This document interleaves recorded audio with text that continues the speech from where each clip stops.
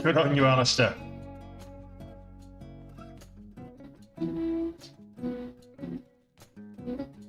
Well, we're up to 5 now, so fair play to you guys. You know the drill. Low price stock mover, Neptune Wellness. They're acquiring they're acquiring an AI company. So not quite at the level I want, but I know some people like to trade these low stocks, so it's kind of the top momentum stock right now.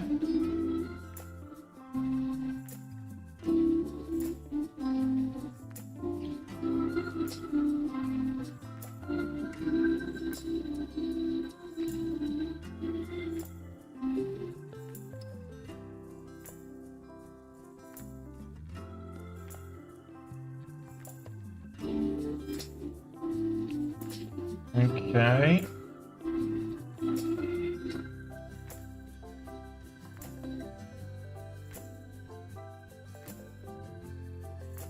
Just checking some of the news.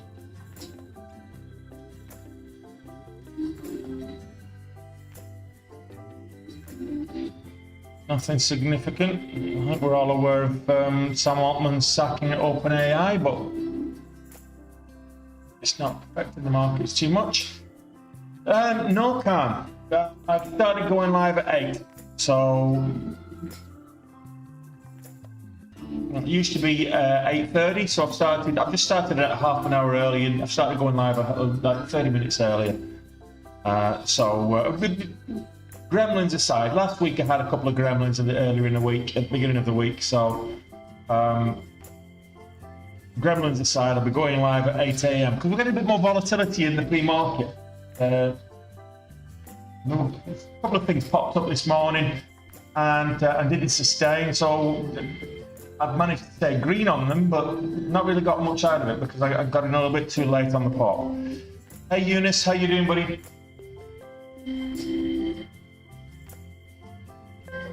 I hope you had a great weekend.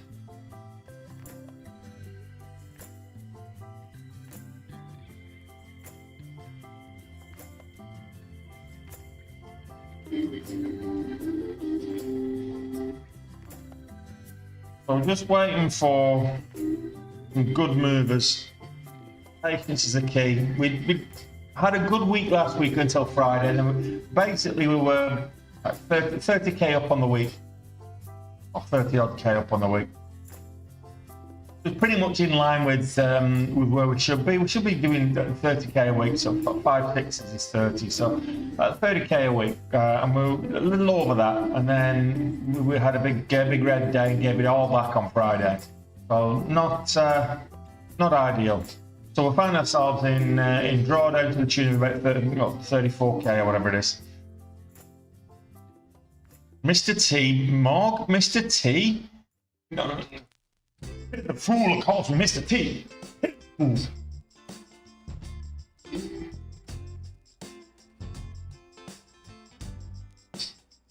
The fool follows me live direct from my trades. Pity the fool.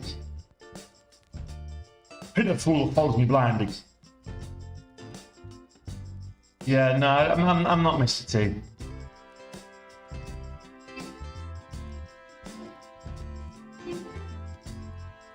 And Neptune Wellness has been very recently, as recently as August, over $10. So, with a good catalyst, it could move up, but it popped up and looks like it's dropping back down again. So this is something that we've been finding of late: is things that move don't sustain, and I guess we want stocks that's going to sustain.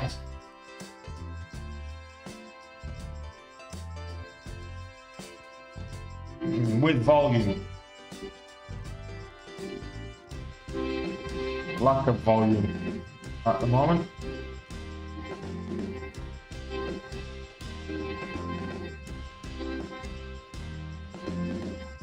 YPF Sociedad, yeah, not enough volume.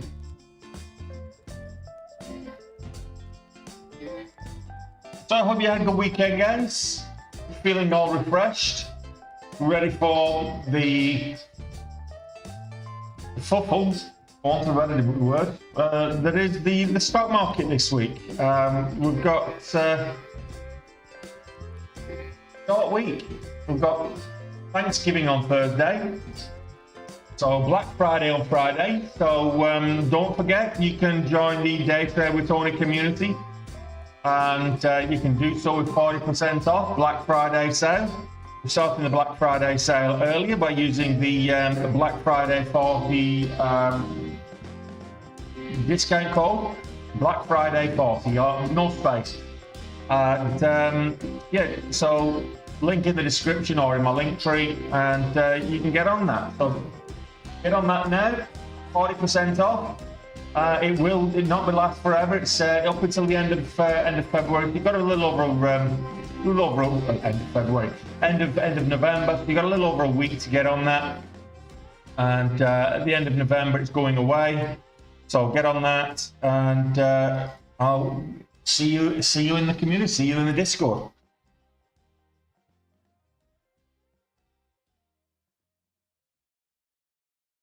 I'm waiting on. I'm going to be doing a competition for trader funding with this prop firm I've been discussing. So just waiting on them coming back. We're just working out some fine details, and they're going to provide the platform and things. And I'll open it up to anyone that wants to take part. So it should be a little bit of fun.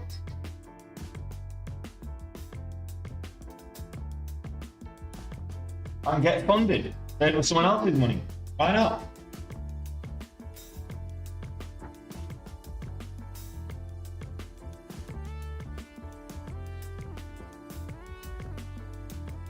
No IPOs today.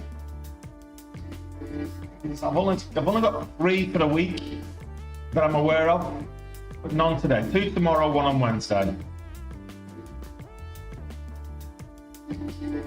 Let me know, what are you watching today? What are you watching today? Logic Mark moved up. Not seeing a specific catalyst for Logic Mark, but it is very high relative volume, as is Medicanova, but they do have a catalyst. So Medicanova is what I'm looking at right now, and it's below the VWAP. So if it gets over 220 again, it could be in business. It went up to 260, actually 261. Went up to 261 earlier this morning, and it's yet to make a new high on the 60-minute chart. So it's kind of pop and drop, if you will, straight away. Big wick up on the 60 minutes. It's not looking like it's very strong, but it was a big move up to 260 before it pulled back, and then we are where we are right now, kind of consolidating, very sideways action. So watching Medicanova, second largest gapper on the at the moment. Logic Mark being the first largest gapper. Still don't see any company specific catalyst for Logic Mark, but very high relative volume. It normally does about 80,000 shares turnover every day. It's done 2.7 already, 2.8 already has Logic Mark. Then the rest are pretty much either sub $2 stocks or haven't really exhibited any kind of strong momentum yet. We're keeping an eye on the crypto market as well today. A bit of movement from Marathon Digital and Riot platforms. We'll see what happens. Nvidia's got earnings tomorrow evening, so I'll be watching that. I might actually take an option strangle on that before the close. So watch this space. Hey Dennis, how you getting on, buddy?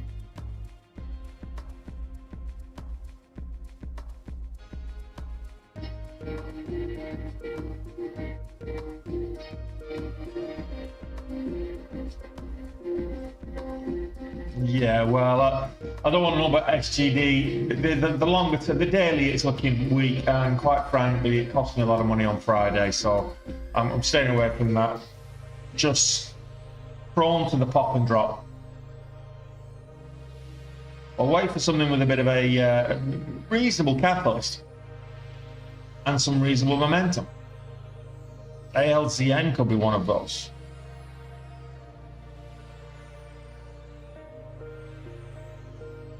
Alzamend.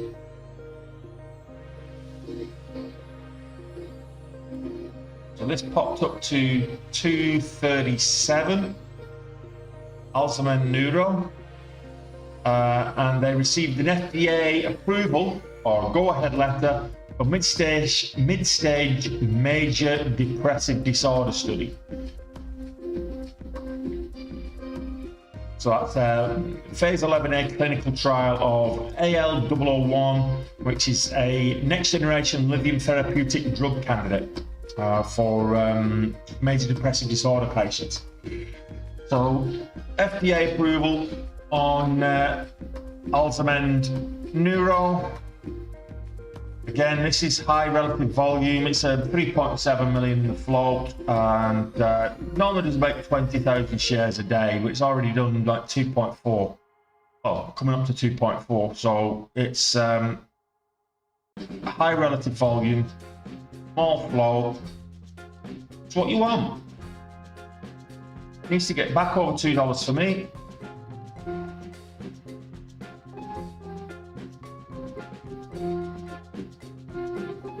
I got in here, so let's show here on the, so you can see it on the chart.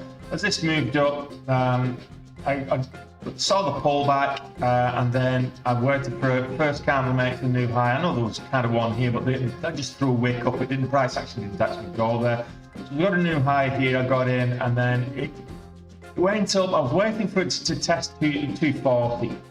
But it didn't do anything. I was going to add if it broke 240. It didn't retest the high. It set up to come back, so I got out for a small profit. And your base hits.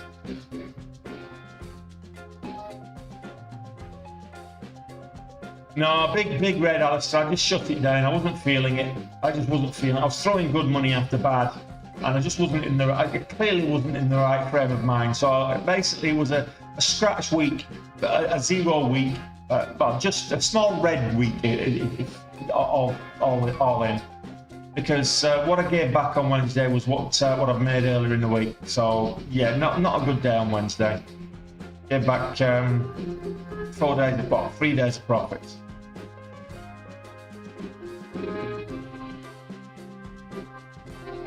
How's the yearly equity curve going? We're in good shape. We are in good shape. We've got 2 weeks left, although this week's a short week. We've got 2 weeks left to get to goal, and we're not too far off off goal on November. And we came into November slightly ahead of goal as well, which is important. So goal on a monthly basis is 120k per month gross, and right now I'm at 8 after a big red. I was over 100k. I was actually over 110k. So I'm coming into Friday. It was like, okay, a good day on Friday over goal, and I would have been at monthly goal and ahead for the year. So I've now got 40k to make up between now and the end of the month. Given that we've got 8.5 trading days, 8.5 times 6. If I'm on point with that, well, 8 times. Forget the half. So if I'm on point, I'm hitting goal each day. That pretty much gives me that gets me to goal for the month. So we're not doing too badly. We're over goal for the year, pro rata. So as long as we can maintain that. What I don't want to be doing is going into December behind and having to have a bumper December, because you know what it's like. You get Christmas in the way, and currently 1.28 for the year. So 120k gets to 1.4. So we're not too far off. Yeah, we're watching ALDN right now. That's the one that's on the mark. That's the one that's on the screen.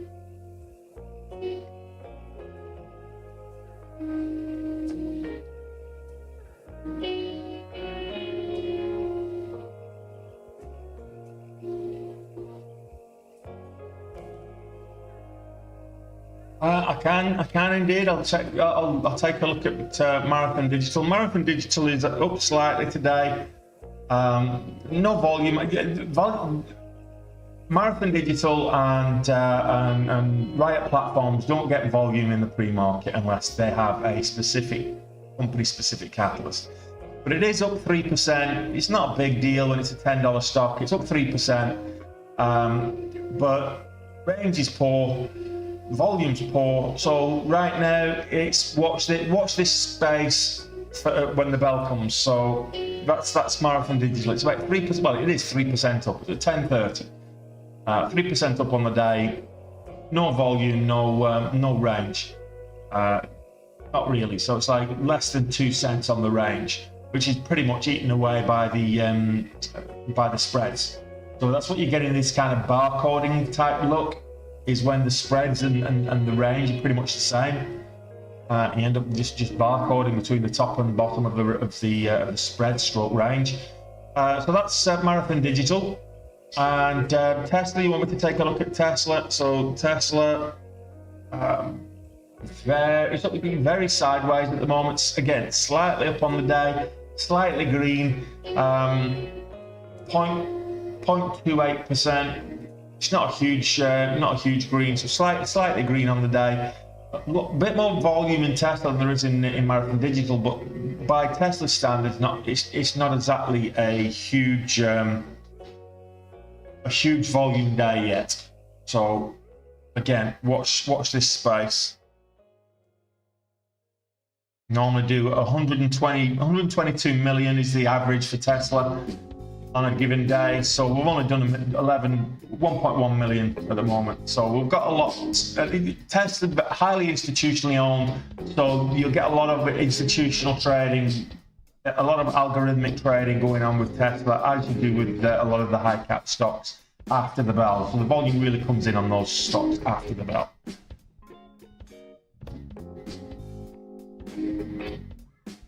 And thanks, Ruth. And welcome back to you as well, Nick. Hey Alberto, how you doing, buddy?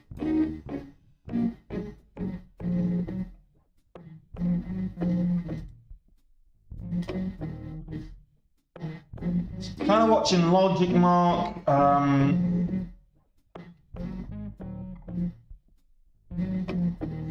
ALCN and MNOV. So LGMK, ALCN and MNOV. Those are the ones that I'm watching at the moment for potential gap and go, although we're getting something moving right now. Don't ask me why.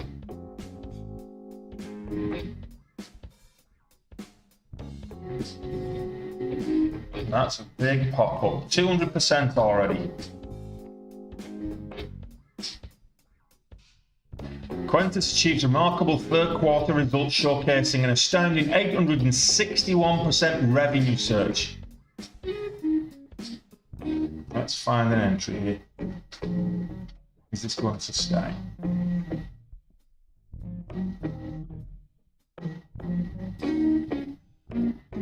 So high, 330. And alongside a noteworthy 200% year-over-year growth in cash position.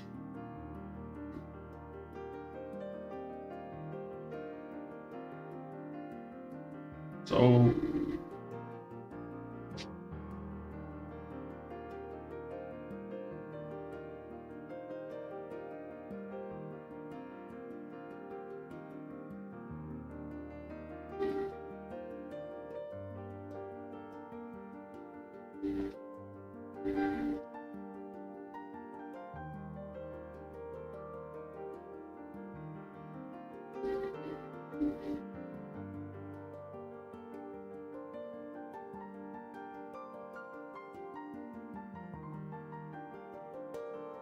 hey Matteo. Yeah, get that like count up, guys. Let's get to 50 likes before the bell.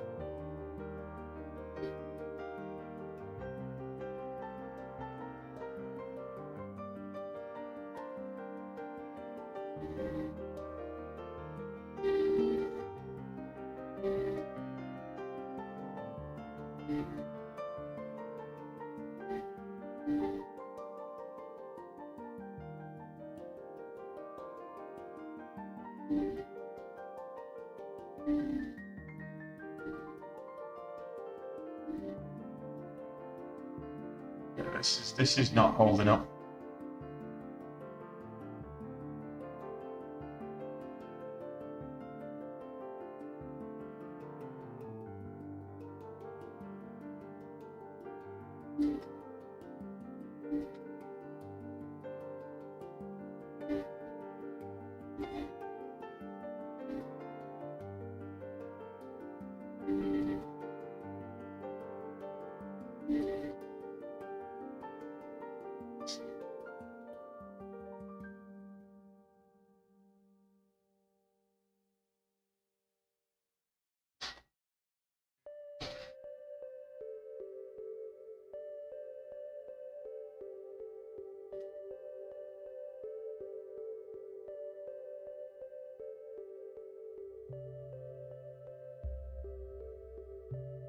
Oh, what an idiot. Should have taken profits up there at 340 and I didn't. I added to the position. What a moron.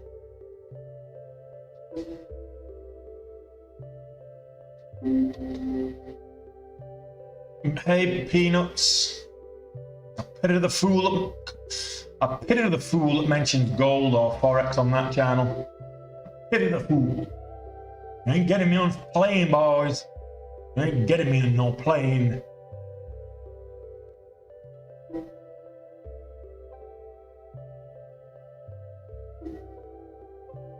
Qantas, yeah, I saw the catalyst. It's Q3 earnings, and I'm getting out of it because, quite frankly, it's just hemorrhaging money for me.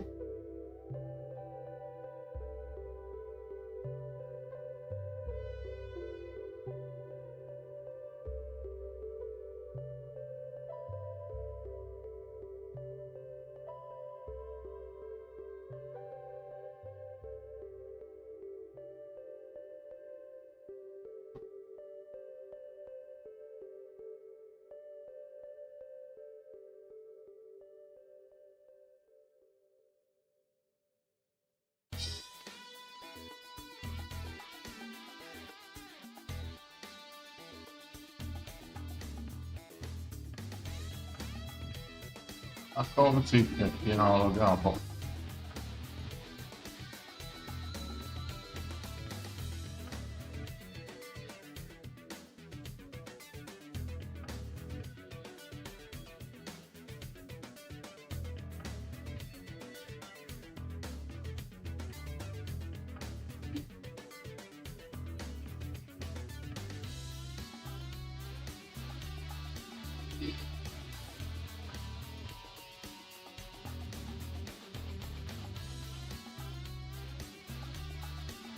Big green day, not started off very well, but look, that's my fault.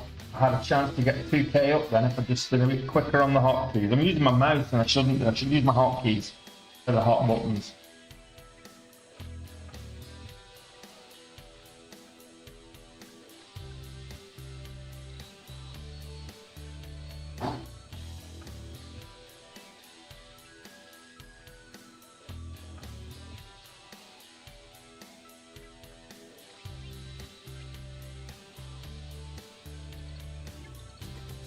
Yeah, so the catalyst is big Q3 results. Let's look at earnings.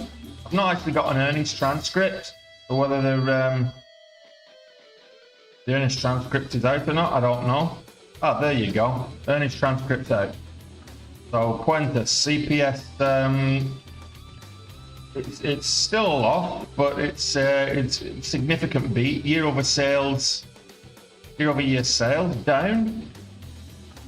But Quintus achieved a remarkable third quarter result, showcasing an astounding 861% revenue surge compared to the previous quarter in 2023, alongside a noteworthy 200% year-over-year growth in cash position. That's the catalyst. That's the catalyst.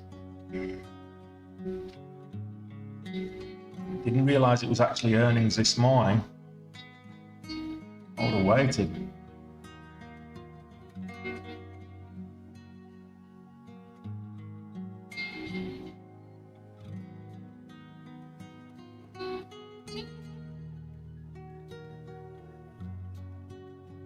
Yeah, CDIO's moving as well. Low price stock alert. Cardio diagnostics.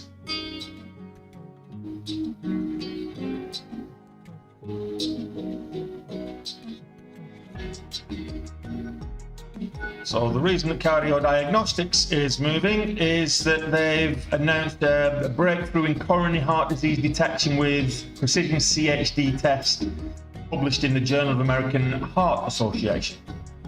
So that's just dropped, news that just dropped at the bottom of the hour.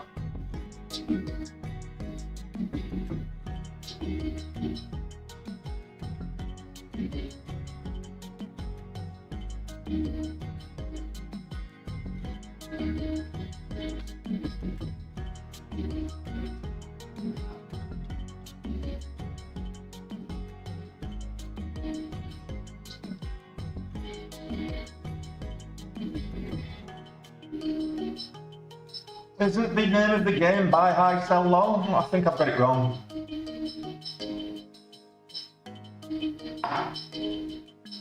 Mondays.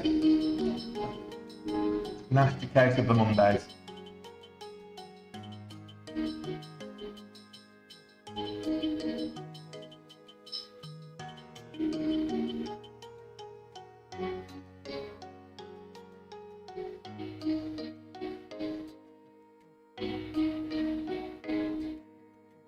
CDIO, Cardio Diagnostics.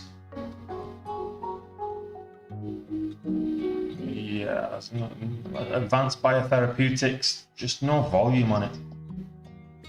Well, not enough volume at least.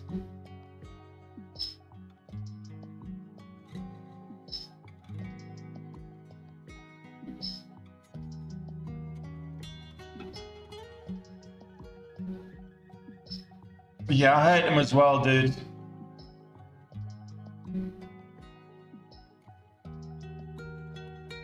Yeah, well, on Alton, I saw it struggling at the top, and I thought, you know what? I'll just lock in a bit of green. If it breaks out, I'll get back in.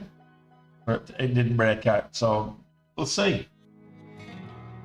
Below $2 at the moment, so Probably not worth.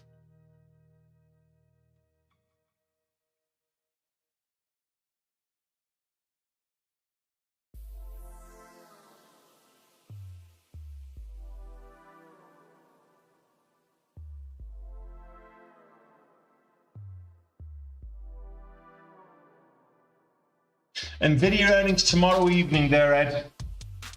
I'm thinking of taking a strangle there before close tomorrow. And we'll see what happens. I'm not going to be adding to my long-term position because, quite frankly, the last time I added it was up and around this level. But I want to see Nvidia back over 500, and I think we will. But I'll probably just take an option strangle on it, just in case it does sell off.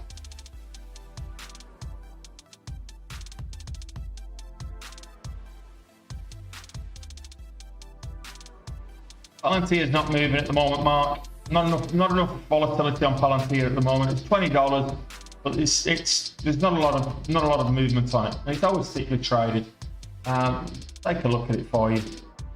Why not? Yeah, it's just sideways at the moment. You see the VWAP here, this blue line that's going across, it's pretty much horizontal. Actually, VWAP, that's volume weighted average price. When that's horizontal, it basically means it's trading sideways. It's not doing anything. It's just chopping sideways. We've got the higher day up here at 2090. So it's up and down. It's got a 20-cent range. It's trading in at the moment. It's fairly thickly traded on the level 2. It's trading within a 20-cent range at the moment, between 2070 and 2090.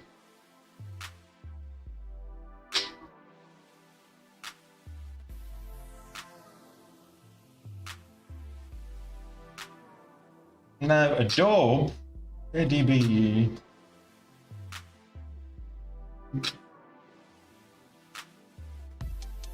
no volume. Oh.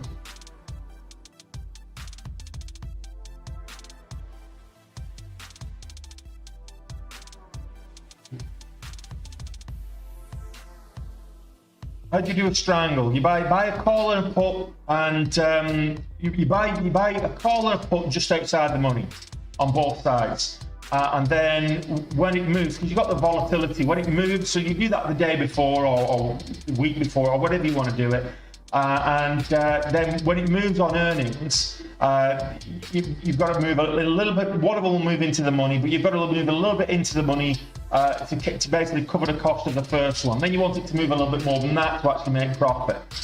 So when you've covered the cost of the first one, you can sell that for a loss, and or you can just keep hold of it. You've made the money, you can keep hold of it, because who knows, it might move back up. Depends on what time frame you've got. But a strangle is basically you're putting a put and a call either side of the price point when you're buying, just outside the money. So when it starts to move on with the volatility that comes in with earnings, you're pretty much guaranteed to at least break even. It's not, you're not going to get huge profits like just going calls and as it moves up, but you can make some good money on it.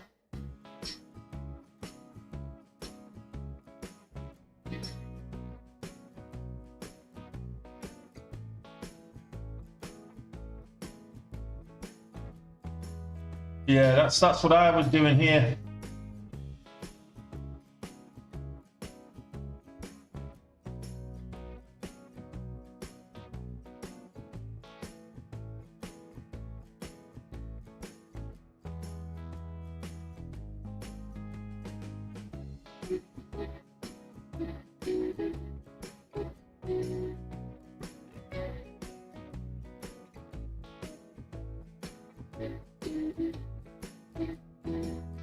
And that's breaking below $2 now, so that kind of rules that out from. Let's have a look at IOVA. Is it getting more volume now? Not really.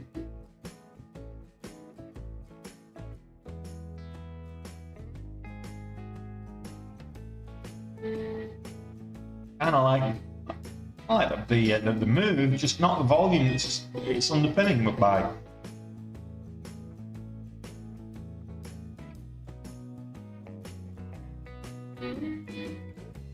What I think about Zoom, Zoom skyrocketed. It pretty much came out of nowhere, really, during the pandemic. But as people have steadily moved back to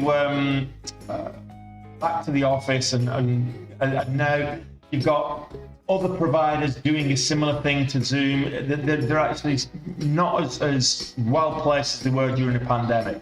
So Zoom, you probably find that they've made profits, but I don't think you're going to get the kind of volatility that you want to see. Who knows? It's no Nvidia, but by all means, stick a stranglehold on Zoom for later, because they've got earnings this evening. But I think it's this evening, isn't it?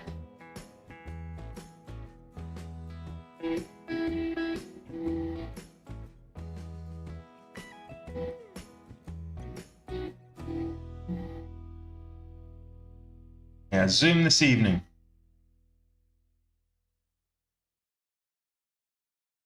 Nvidia, tomorrow's going to be a decent earnings evening. So Nvidia, HP, Jack in the Box,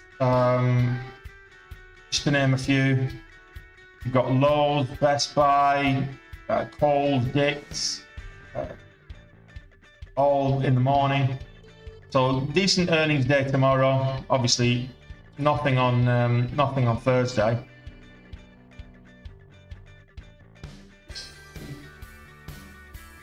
Not much on Friday, on Wednesday either.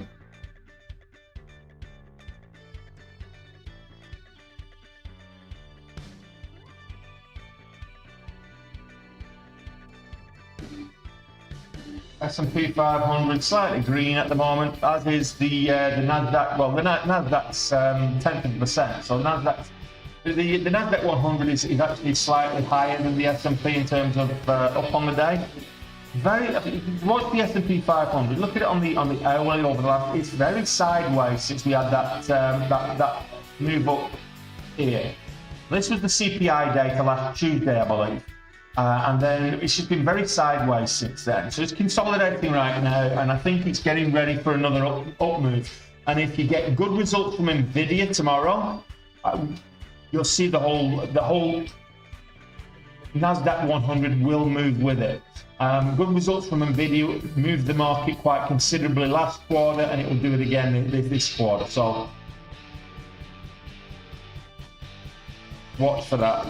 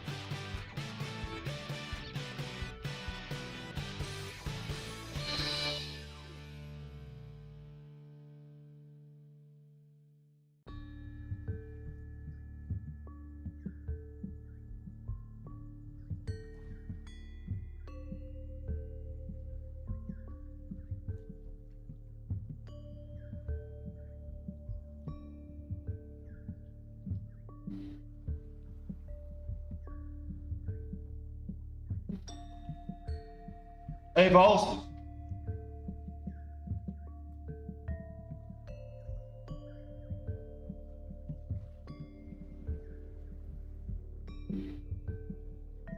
Nvidia might even get over 500 today in the regular session. 497 at the moment, just breaking highs. So it briefly got over 500 in the pre-market session last week on Wednesday morning. So Nvidia could get over 500 ahead of earnings tomorrow. But earnings is after hours tomorrow for Nvidia, and we'll see.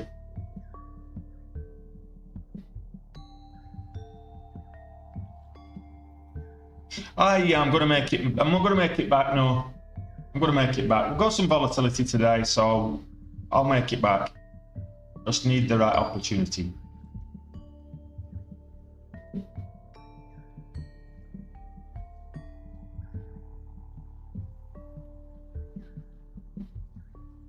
Hey Virgo, how you doing, buddy? Let's get that like count up. Everybody, smash that thumbs up button. Let's get the like count up.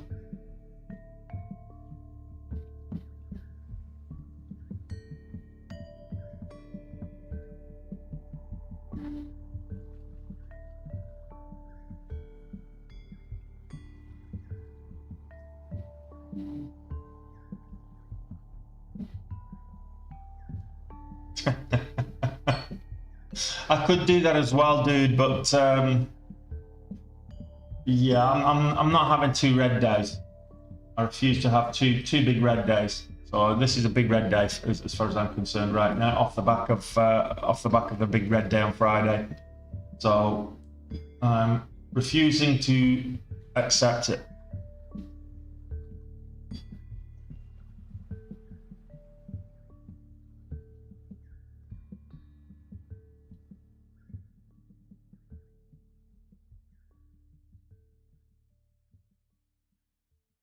Hey Jason, how you doing, buddy? You have a good weekend?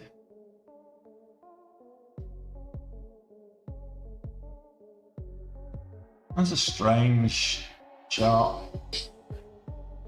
Bye.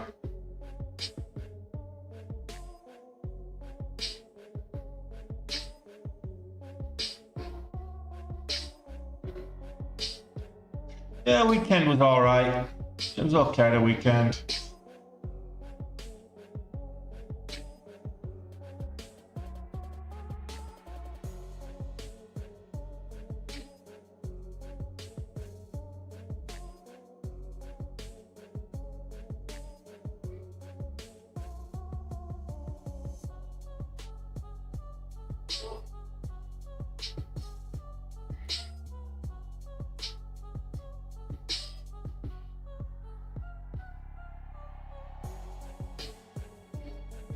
Let's see if we can't find something.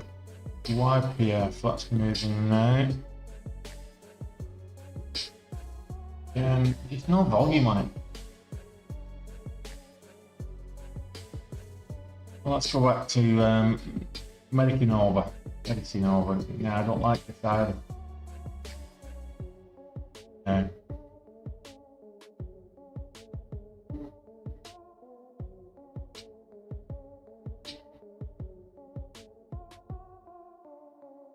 Pax Medica, making a bit of a move.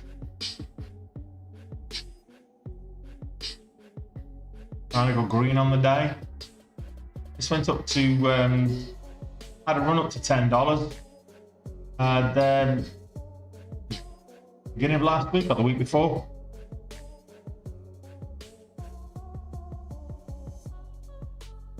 Reverse stock split, then a couple of days later it ran up to $10. So. Pax Medica.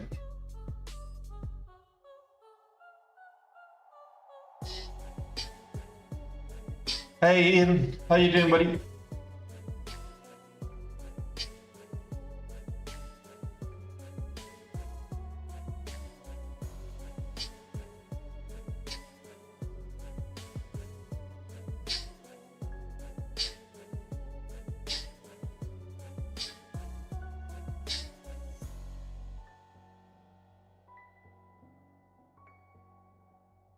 Report superveillance.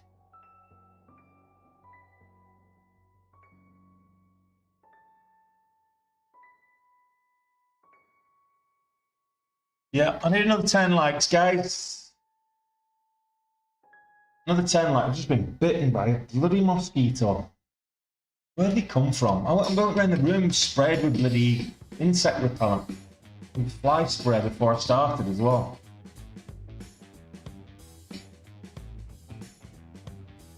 Absolutely, Ian. Absolutely.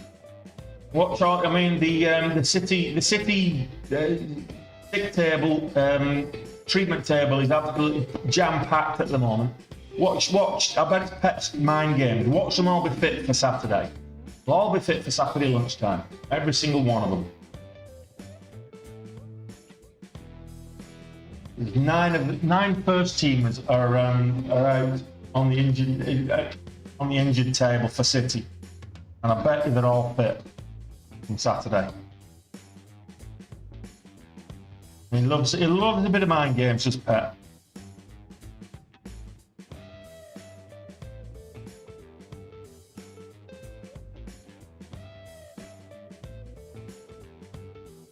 He loves some mind games, just Pet.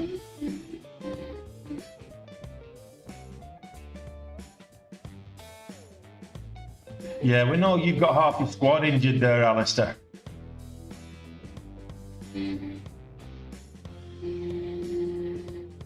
Yeah, nice time of day for me personally. Yeah, it's going to be like early evening, so I can watch it. I could go down to the pub and watch it, but I'll probably watch it here with a few beers in the family, rather than 3 o'clock in the morning or whatever, which I've been watching the midweek games.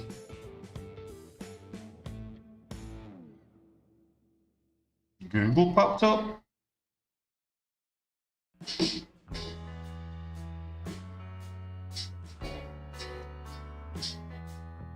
Yeah, Newcastle will come better after Christmas when they get the players back, I think.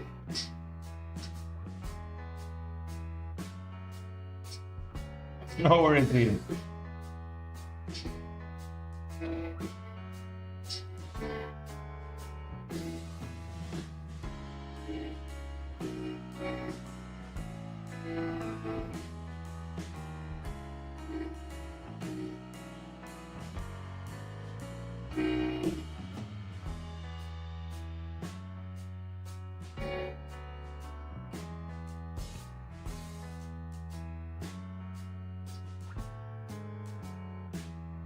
Three IPOs this week, none today.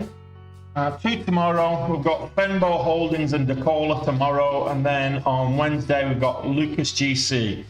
Those are the 3 IPOs we've got scheduled for this week that I'm aware of. There may be others that come into play late or that have moved from last week, but 3 IPOs for this week that are tomorrow and Wednesday.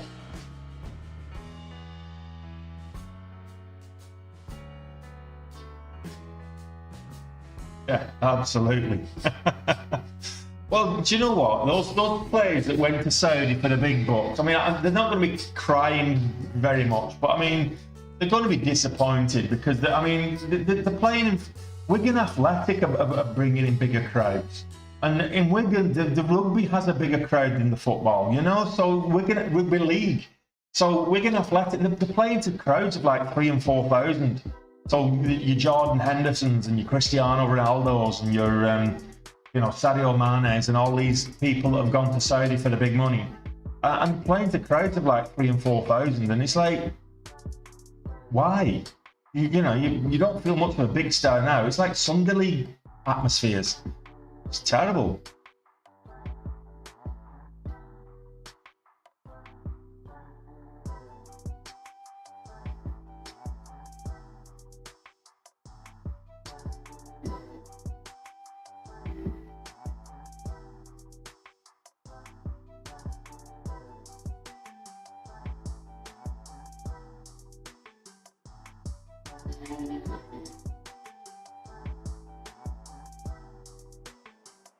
So breaking highs with the cardio diagnostics.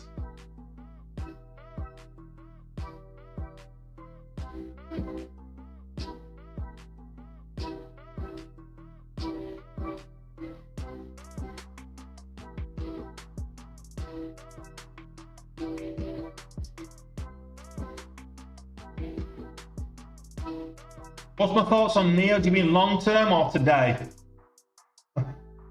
So Neo, from a day trading perspective, Neo's not a great one to work because it doesn't have the volatility. I mean, you can see it there. So Neo, from an intraday perspective, doesn't move that much. We've got barcoding, so there's no range to avail of in terms of make profits from. The volume is reasonable, but it is quite a high size float as well. You can see this barcoding thing. Now the problem with Neo is I had Neo in my portfolio a few years ago when the stock, I bought it at 15 and it went up to 40 something or other in 2020, 2021.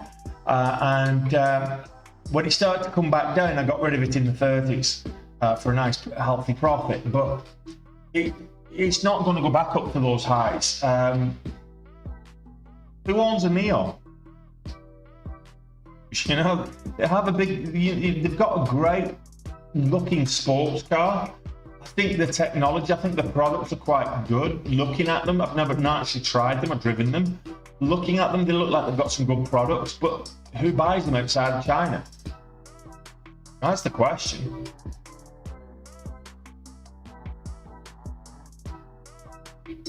Are NEO going to compete with the likes of Tesla? Can they compete with Tesla? Can they compete with the big auto manufacturers that are actually making losses on EVs at the moment? I'm not sure. So for me, there's no day trade opportunities there, and the long term, the daily chart's not looking very healthy either. I mean, if you look at it on the daily, it's not looking so strong at the moment. I mean, it's pretty much at the lows. So bear market lows as well. I mean, if you look at this on the weekly, bear market lows were down here at kind of $1.50 or whatever it was. Oh, that's when it started. On this rise up, that's when I took a position like 2020 on this rise up. But it was like coming back down. Bear market lows were what, here? So it's lower than the bear market low. So the bear market low would have been what, October, so about here. So yeah, this it's actually breaking. It's not this daily chart's not looking very healthy at all on the weekly chart even. But I wouldn't have them in my long-term portfolio, and I certainly would. There's no opportunity for a day trade at the moment, at least. Nice bit of news, and that could all change. You get a bit of volume coming in and a bit of volatility, but there's no volatility, and you know the volume is weak.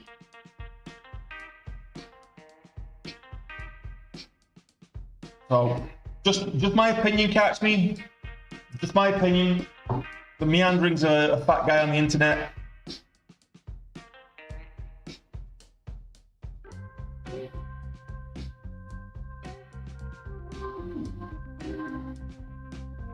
Exactly, Neith. I mean, who's buying it? You need a market, and you know, would you? I think somebody said to me, it wasn't NEO, it was some other brand coming out of China, and it looked like it was really, you know, a competitive brand. It wasn't an EV, it was something else. And one of the guys, he piped on it. He's like, look, you can buy all kinds of knockoff stuff from Alibaba and AliExpress, but it doesn't last 5 minutes. So what makes you think that one's going to do?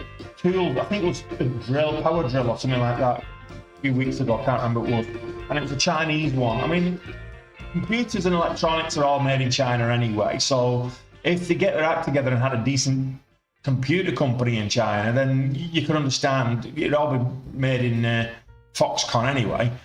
But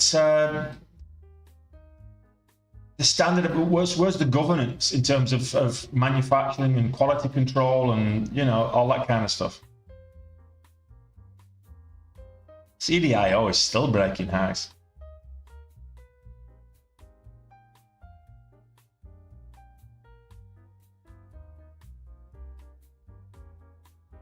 Over 150 now.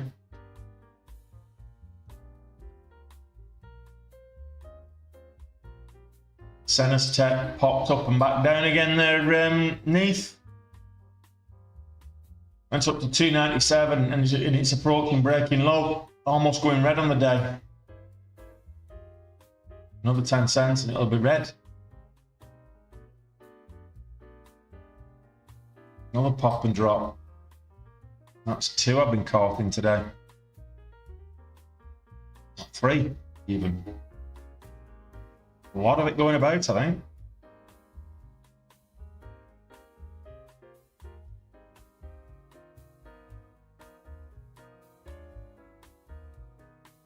Momentum stock of the minute is cardio diagnostics. There is resistance up there at 180. So let's see if we can get over 180, it could be some interesting movement. Yeah, guys, I need 6 people to hit that thumbs up button. If you've not smashed the thumbs up button yet, firstly, if you've not hit the thumbs up button yet, then shame on you. I'm really insulted. Heart touch moment. I'm insulted that you don't like the channel. But if you do like the channel and you've not hit the thumbs up button, it's just slip your mind and just smash it for me. Just do me a favour. That one favour. Just smash that thumbs up button.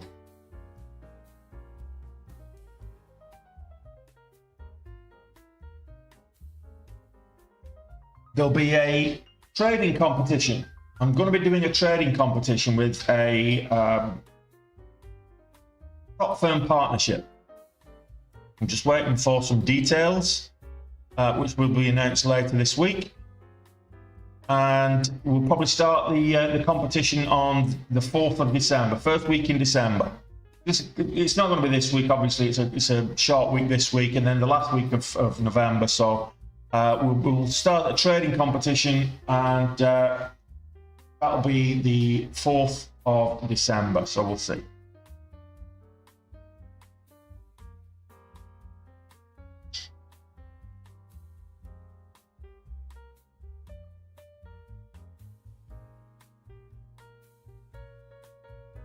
What's wrong with your own phone that you need mine?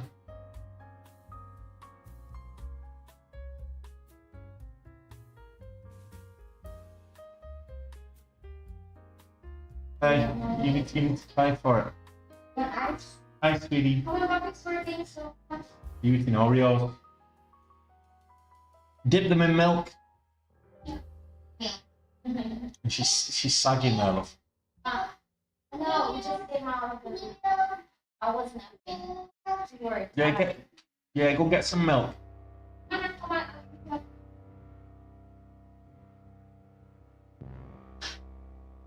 Right. Let's see what we got, guys. Other than cardio diagnostics, nothing else of any real momentum.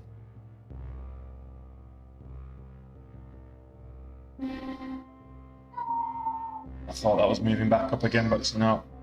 Needs to get over 3. We'll keep it on cardio diagnostics for now. It's an interesting chart moving up. It can fill us with positivity. We can manifest profitability. How's that? We'll watch a chart moving up. We'll manifest profitability.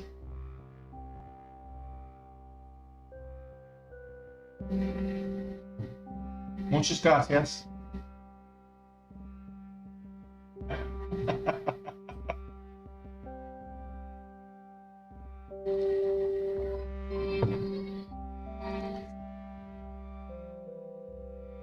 What are you guys watching today?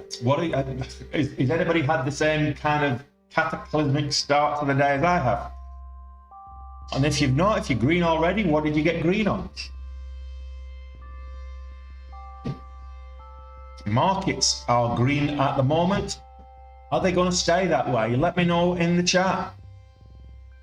S&P 500 is 0.1%, just about 0.1%. It's above the it's above the VWAP. It's above the Friday's closing price. So S&P 500, whilst it's not up heavily, it is up slightly. Is it going to be a bullish day today? Are we going to finish green today? Let me know your thoughts. Same thing with the NASDAQ 100. We've not pressing these highs up there, but let me know your thoughts. Are we going to get up to? Let's go back to this SPY, because I just want to highlight a couple of things here. So the S&P 500 on the daily.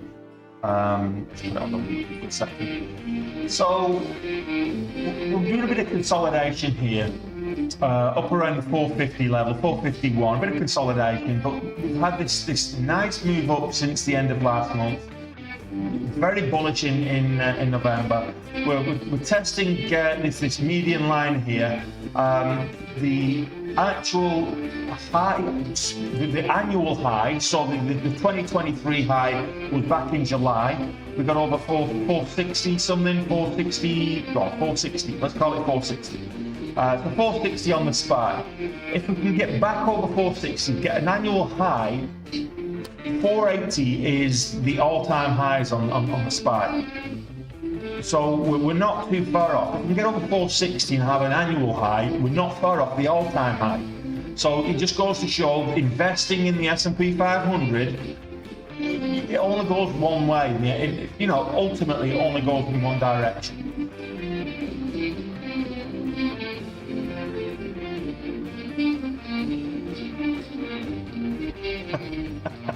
I wish it was, Alistair. I wish it was.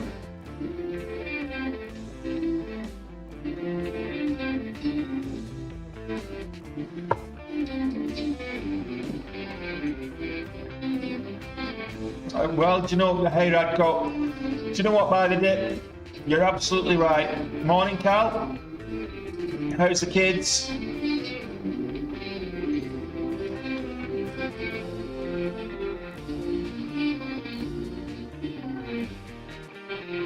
Well, we've got 17 minutes, just over 17 minutes and change, just over 17 minutes till the opening bell.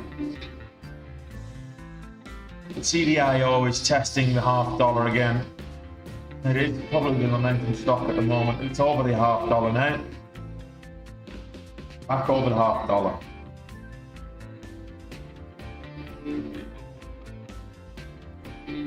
That's it, coiling there. 5-day 154.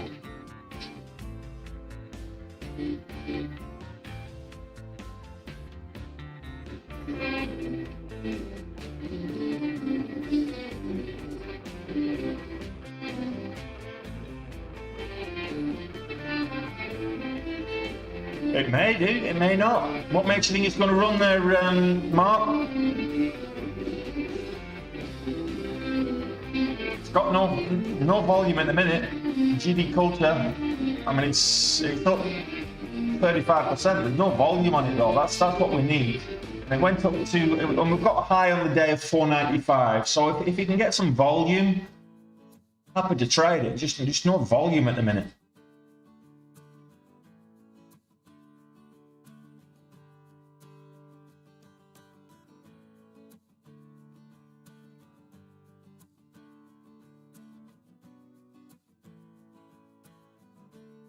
Yeah, but like I say, it lacks volume. Don't trade the news, trade the market reaction to it. And whilst it popped up, like I say, 495, it pulled all the way back below $4. It does have news. It unveiled its transformative and photorealistic AI-driven digital human technology on the old tickety-tockety. So that's the news. That came out top of the last hour at 8 o'clock, which is why it popped up. But it retraced pretty much straight away, and the volume's terrible. So 180,000 shares traded all session. So if you can get back over $5, I mean, GDC ran really well in August. Went up to a very low price as well. From like $2 up to $7, $8, whatever it was.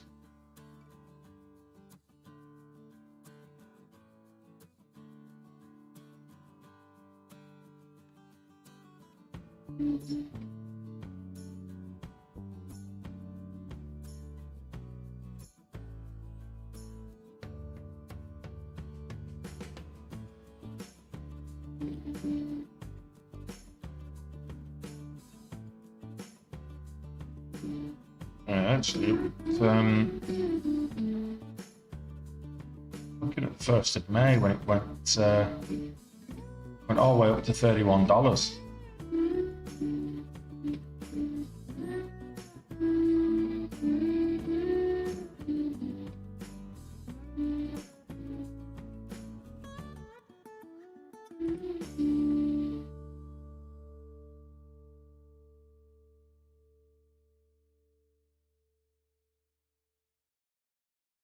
Okay,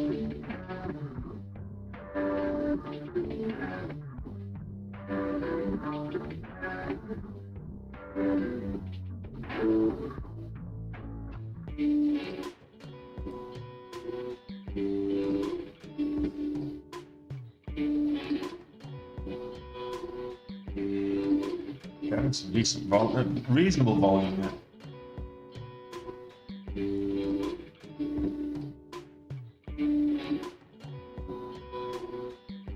Yeah, volume starting to come in there. I've been looking at YPF. It lacks volume part. It needs more volume. I'm not saying it's not going to move. It is one of the top movers today, if not the top mover over $2. But it needs more volume. I mean, less than a half million on the volume at the moment across the whole session. YPF.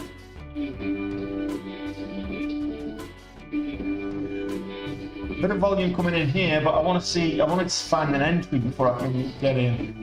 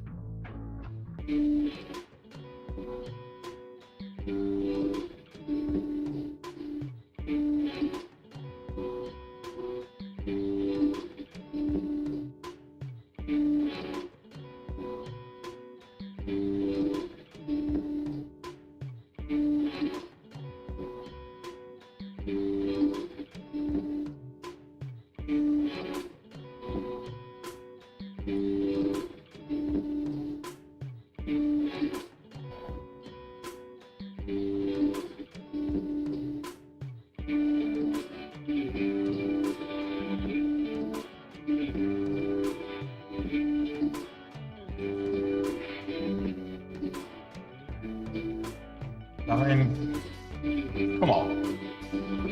That's a terrible chart to try and trade on the 1 minute. Maybe looking at that on a higher time frame, maybe. In which case, trade it on the higher time. But YPF Sociedad, you just not got the volume.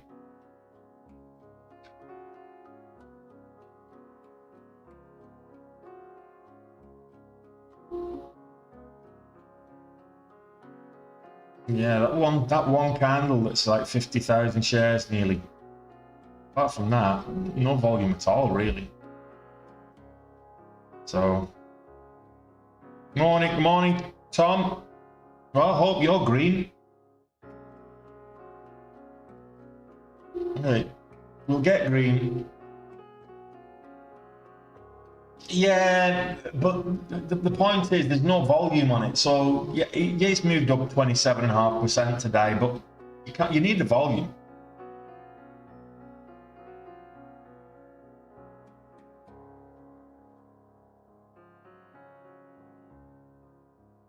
If GBC sustains the volume, and the volume's dying off quickly, I had this little move up, but the volume seems to be dying off quickly. The last candle was like 11,000 on the last candle.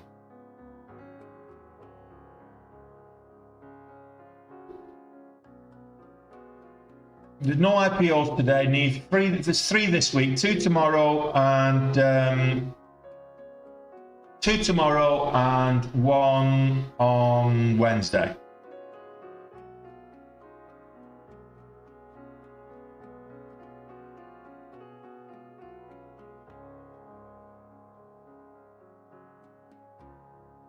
No worries.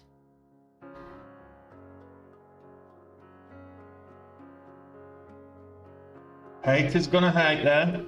Trading videos. BBAR, Puno. I'll take a look at it for you.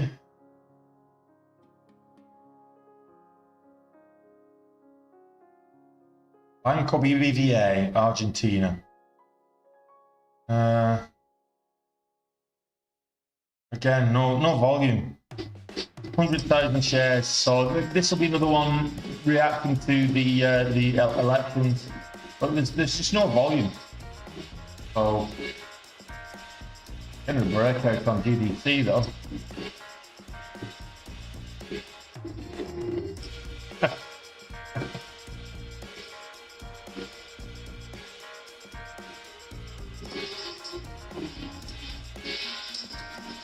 MPCJ, like I say, I don't give stock picks, not a financial advisor, don't follow me blindly, not offering financial advice, not offering stock picks or signals.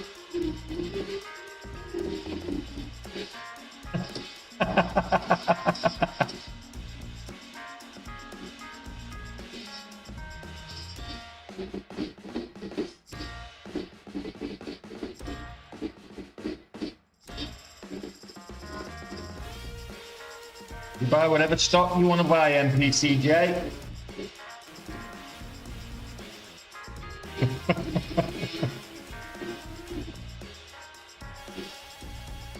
It's okay, if you banned Alistair, he'd just respawn as Alistair 1409.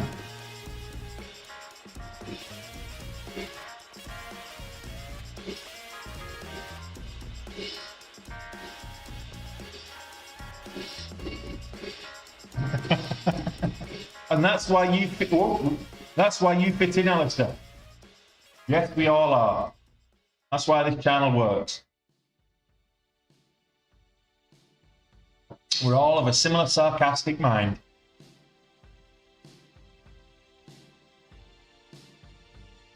All I'll say is, if you can't take the banter, go and watch Matt Course.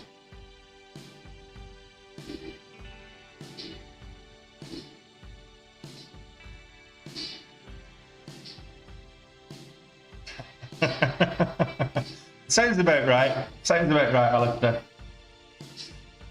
Sounds about right.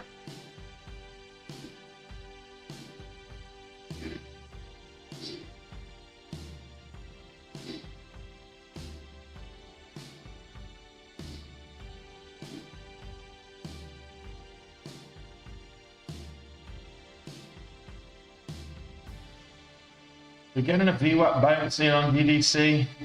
Nice bit of volume will be nice.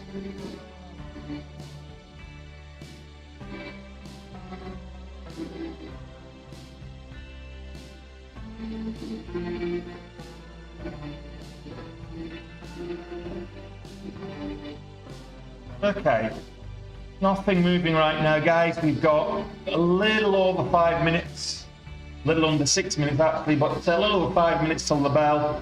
Let's hope for a bit of nice volatility that we can profit from today, guys. Need something tasty, absolutely. Something tasty I can get my teeth into, and maybe big size, $6 or $7, moving up to 10. That'd be nice.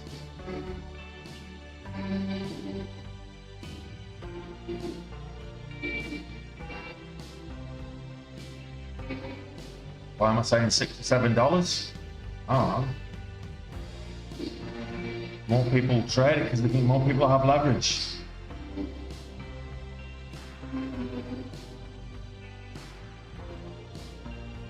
Five minutes to the open. I'm not seeing anything moving right now, Cal, so we'll just have to wait. Patience is a virtue. There's something going to move big today. I can feel it in my waters. There's something nice going to move today, and it might be GDC. Who knows? If this can move back up to like $10 and we get a large piece of that move, I'll be a very happy bunny.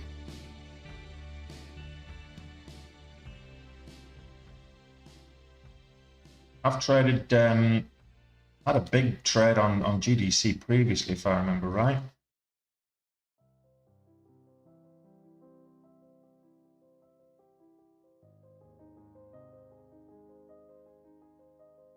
When was the last one?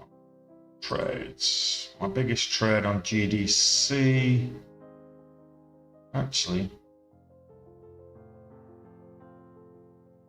Oh yeah. 89. That's my biggest trade, was on GDC.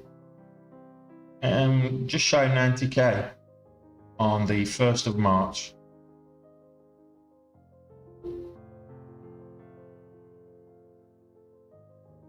$190 shares, like 190,000 shares of volume too that day.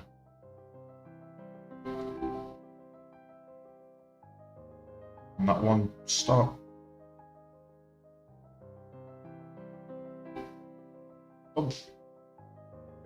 Don't get married to a stock.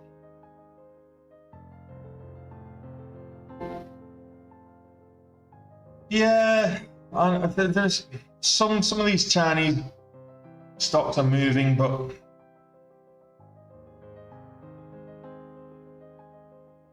Neo, Xpeng. But how much? Where's the volatility? I mean, we're talking like 3 and 4%. There's no real volatility there.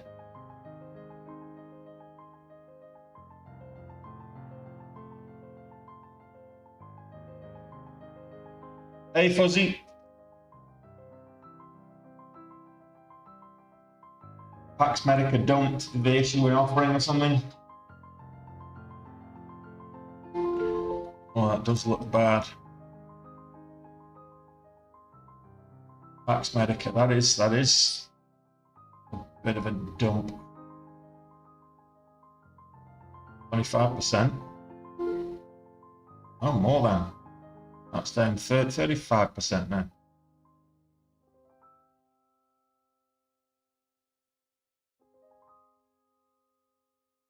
Yeah, I was right. So Pax Medica announces pricing of a 7 million public offering of 5.3 million shares and accompanying warrants at $1.30 a unit. So, yeah, well, why? This is why you don't hold on to stocks like Pax Medica long term, because they're garbage. They're absolute garbage. Why would they issue a secondary offering when they're like $1.75 a share? Because they need the money. They need to pay bills, and they're not making any money.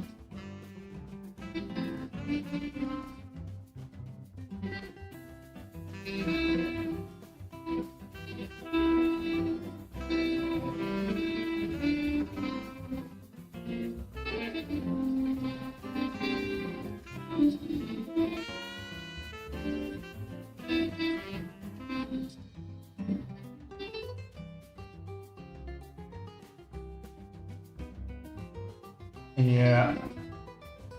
No volume on it yet, though. Bit of a gap up.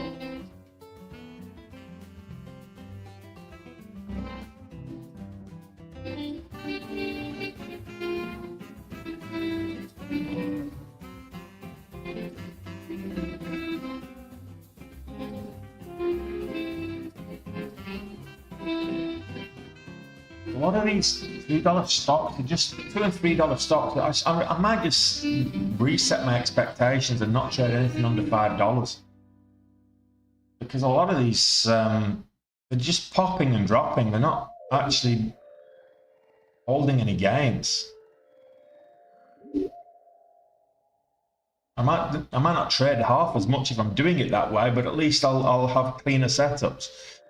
So, Dream Chasers rises its offer to $3.25 per share for 35% of Harbour Bank.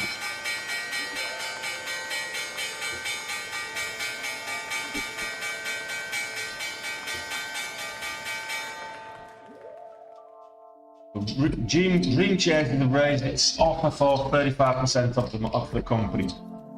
That's why it popped up. But look, it popped up and it's popping back down quicker, just as quick.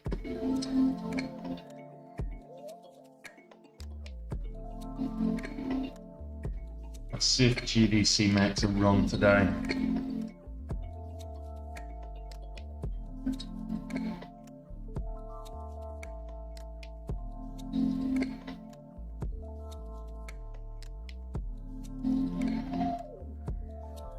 Well, here's the top mover to the upside. I'm looking at short.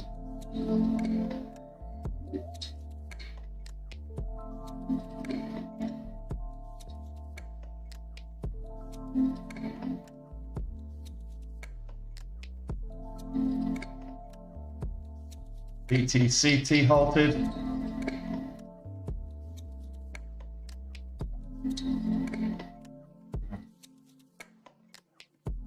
S&P 500 went red right at the open and now green again.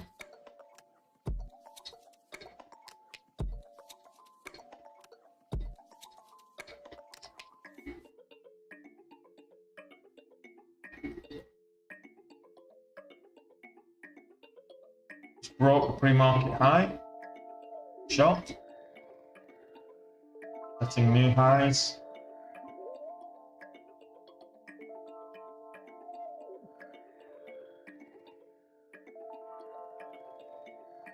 Yeah, Microsoft's moving. Grupo Financial, Grupo Super, yeah, a lot of those Argentinian stocks probably not worth. Argentinian banks are not worth the paper that they have in the vault. Seriously.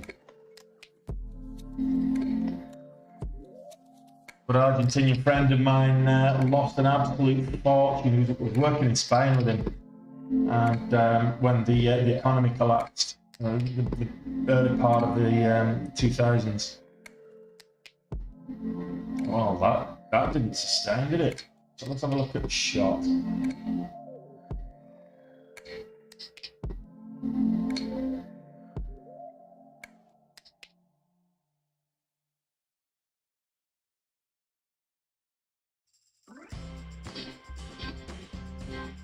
Forest Biotech.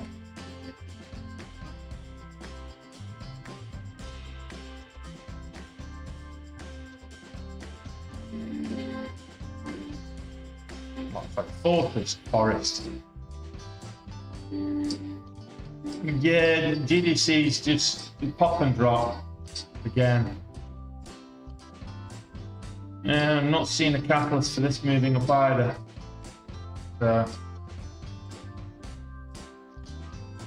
Fortress Biotech.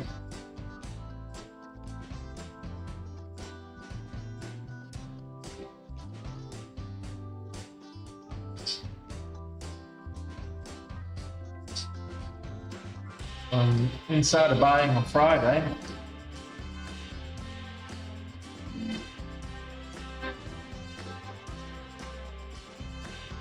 STB doing a similar kind of thing.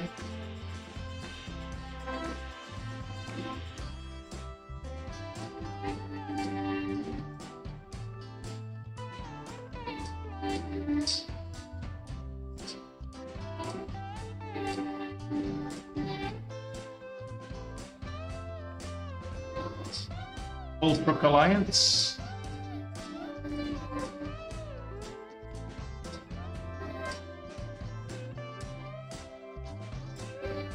Biggest mover at the moment. Yeah.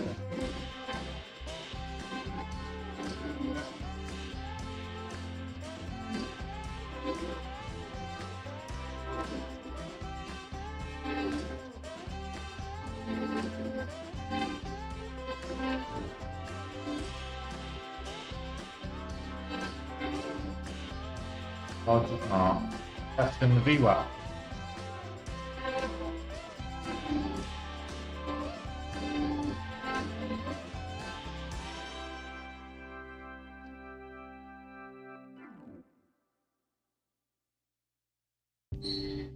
Yeah, so we're getting Meta or Facebook breaking highs.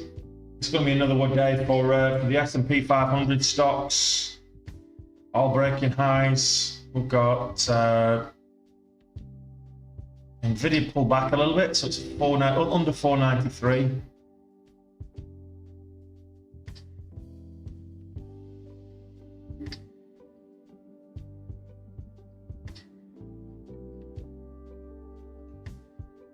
It's went to over 250 on the day, so if this can get over $0.25, might be of interest.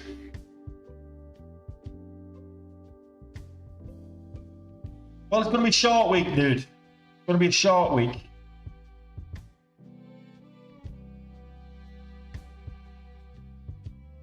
AXVL.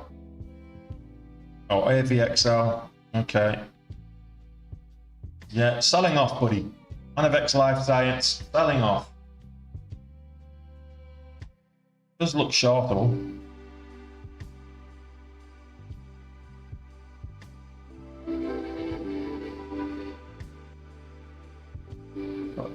No volume, and it's selling off.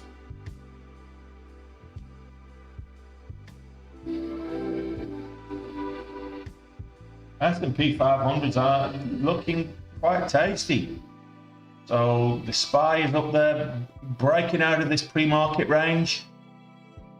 So it's up there at the pre-market high right now, but just broke out of that new the pre-market range. So let's see what's going on.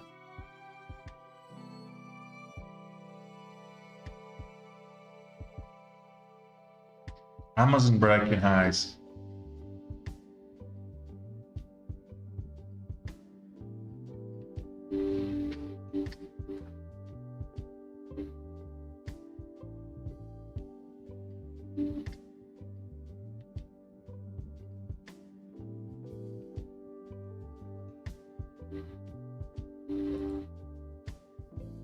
Logic mark. I'm getting new highs here over 225. I'm interested. Up until it gets there, no.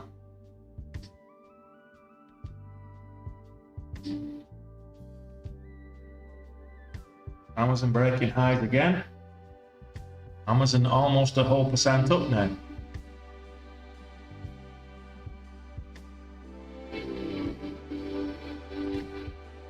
Amazon looking strong up there at 146s.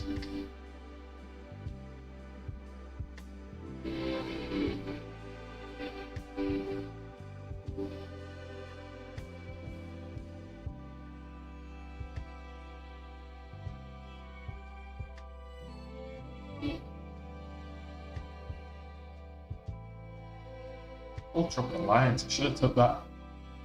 Should have took that pullback there at 770. Now, too extended.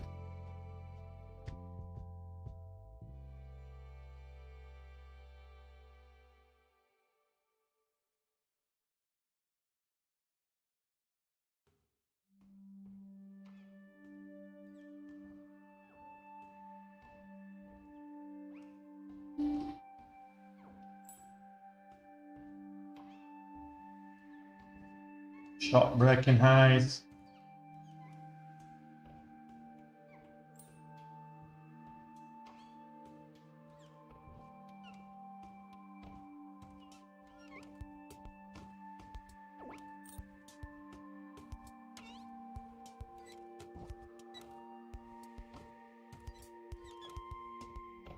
Uber breaking highs.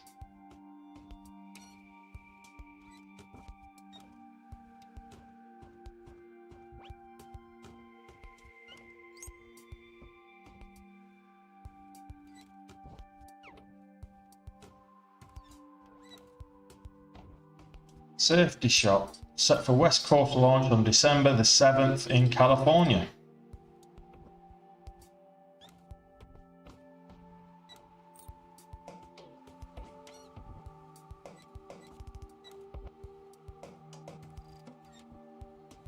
Visca. Havana. Look, Havana breaking highs.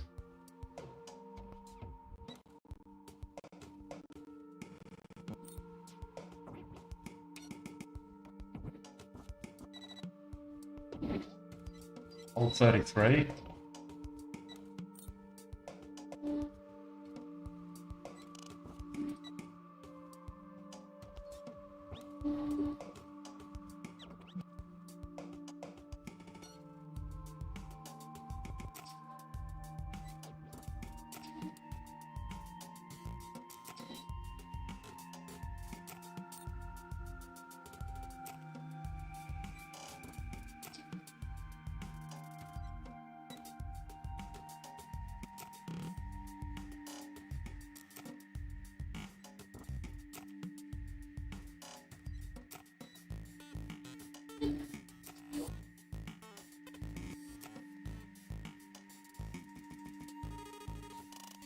I give it 30 cents.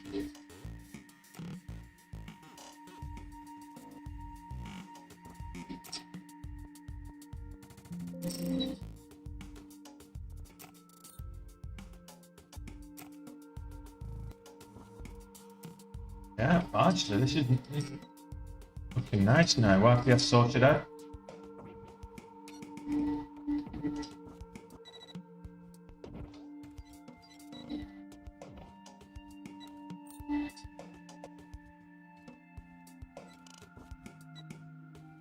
No halt levels even close.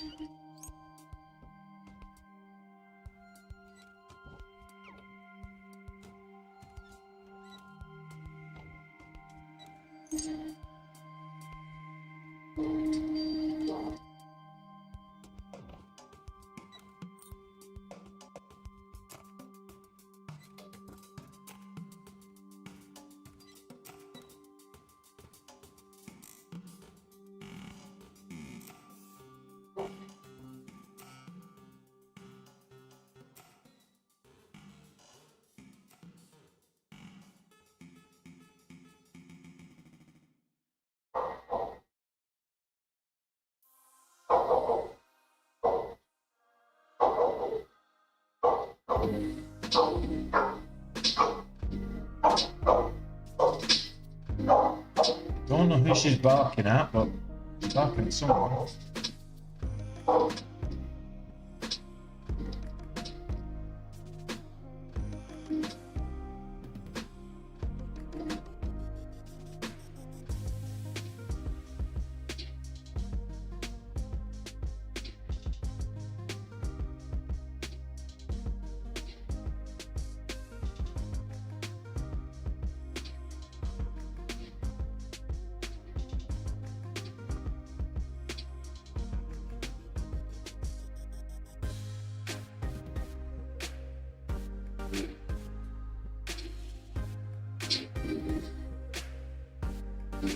And get the quarter dollar, I'll put a pearl on there.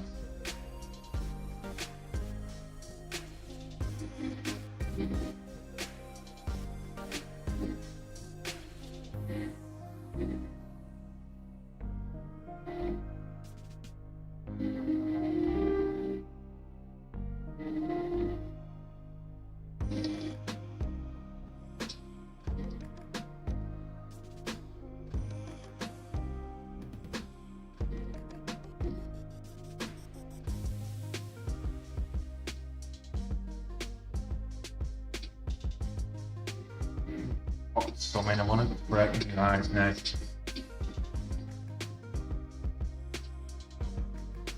$25.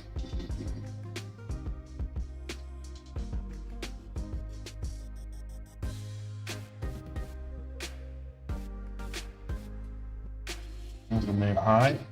28.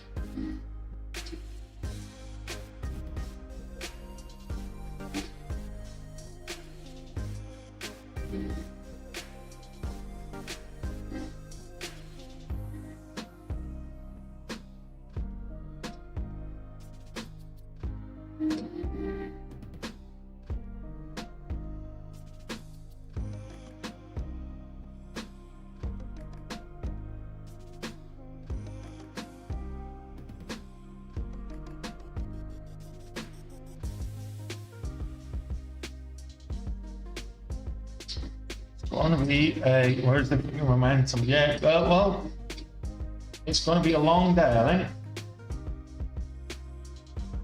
think. Duo, breaking highs.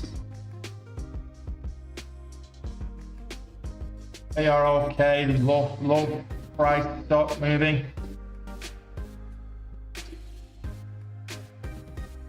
Tesla's moving well today. If the market's moving up, Tesla tends to move with the market. So if the market's moving up, Tesla should be okay.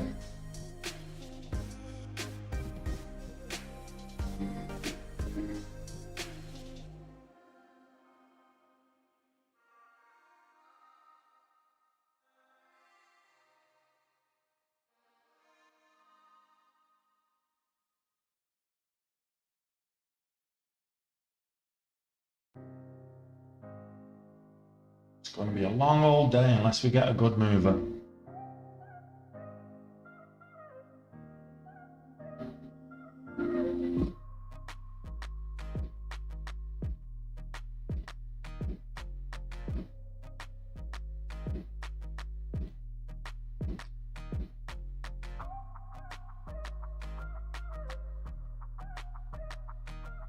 They're all moving up these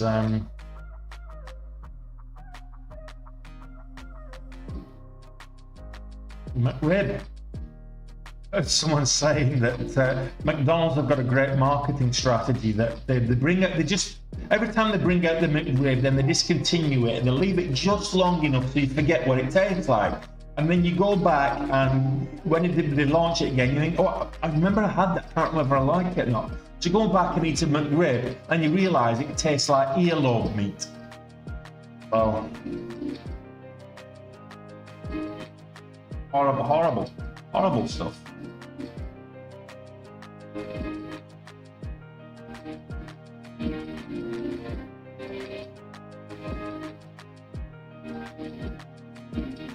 It's still pulling back.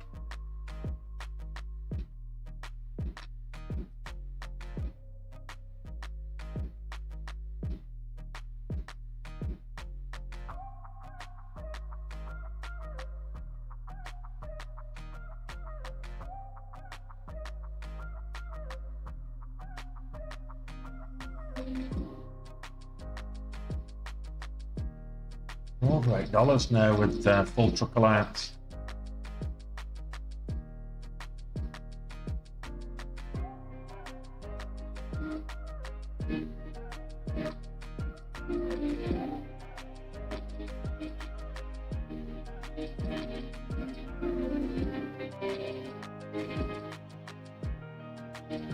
Back over 15. Might get a move back up.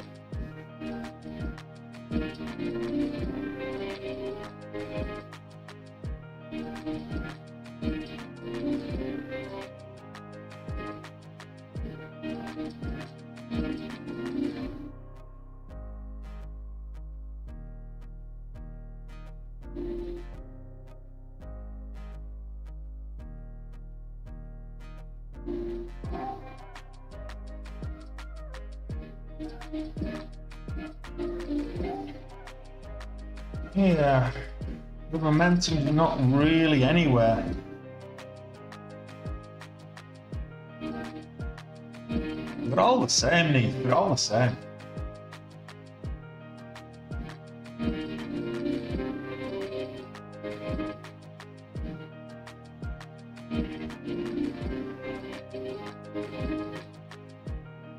Immunity Bio, I don't like it. This red to green move, but not much in the way of volume. It's inconsistent on the volume.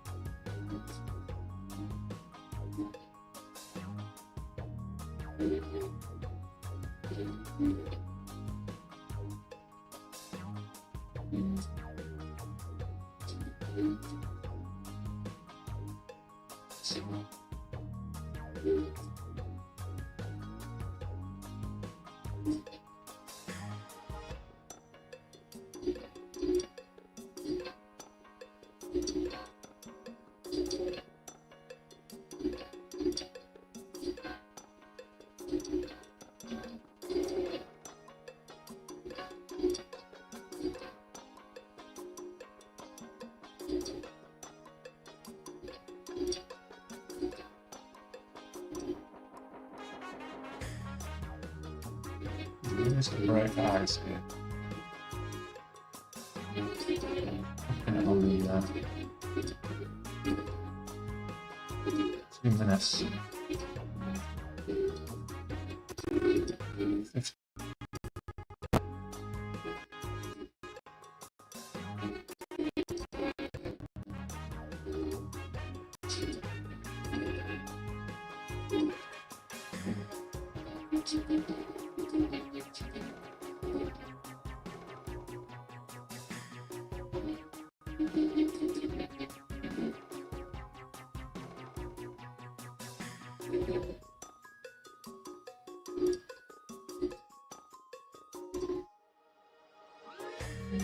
Ah, 20-cent trail on that net. Play with that.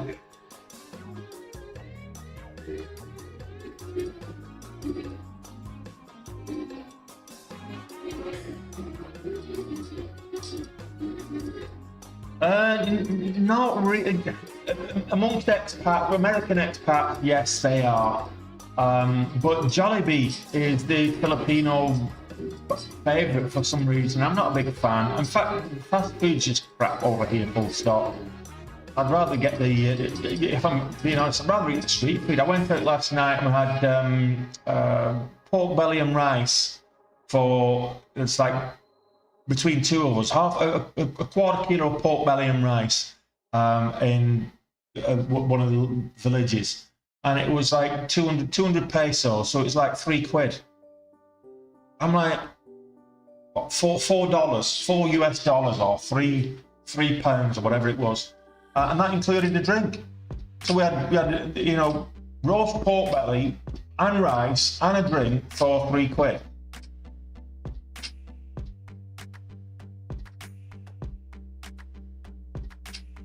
You get a McDonald's or a KFC or a Burger King.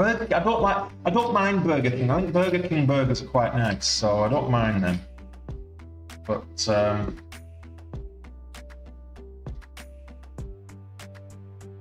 right, that's profitable. I'm going to look for something else. I'm going to leave that in there. I'm going to let that play out. It's double topping right now. I think it's going to pull back and stop me out, which is pretty much where I got stopped out last time. So I'm going to leave that there and look for something else to trade, if there's anything else to trade.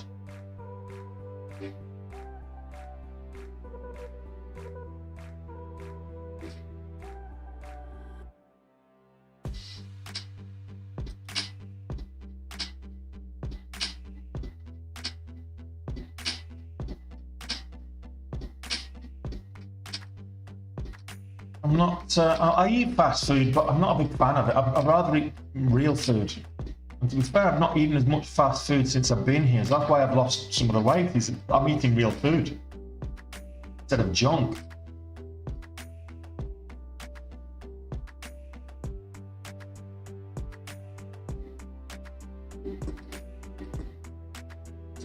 And Viva.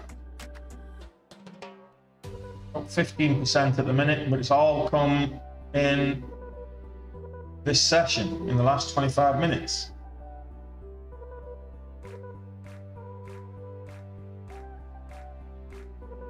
Safety shop looks like it's trying to break out.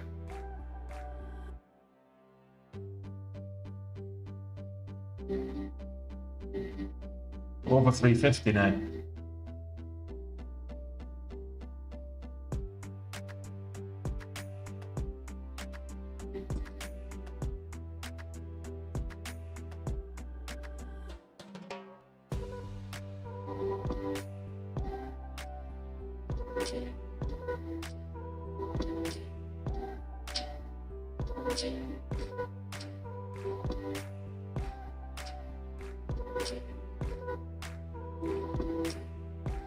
Yeah.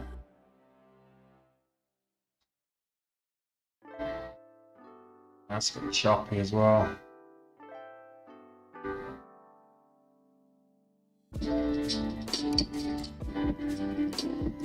Then some Synex Optics. A bit of momentum to the upside on Synex Optics just right now. You know what? I'm going to go back to YPF. I've got my trailing stop in there, so let's see if I can't make a bit more on it. Scaling. If it gets over 1550, I can start scaling in.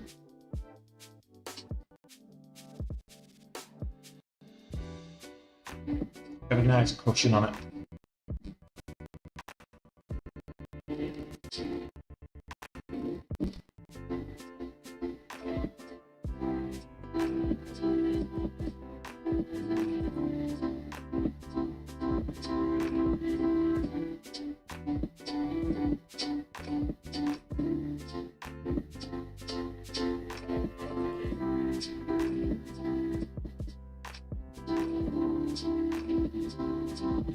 No, we got stopped out. It's fine. A double top there, so I was kind of a bit conscious of that. If it got over 1550, I would have been happy to scale in. And look, it's going to be a long old day. 7,800 day.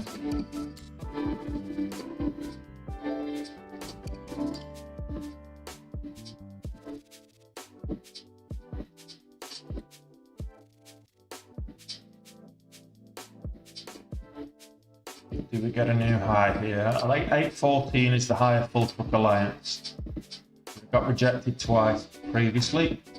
Pull back to $8. Now we're going again.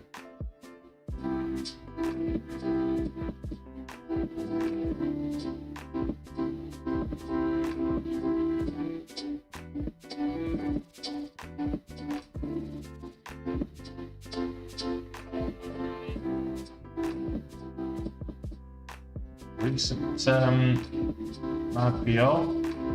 That halted to the upside.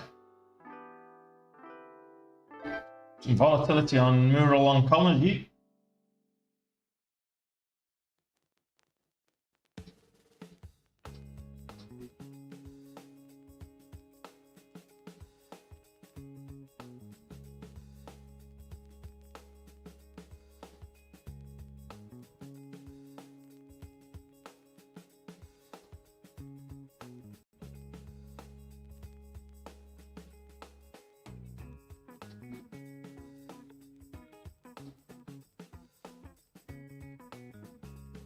At 14 is the high. Not going. I'm just looking how stacked this is on the level 2 at 813, and then 814 is not much better. So yeah, stacked up there. There's a big seller wall up there at on Full Truck Alliance.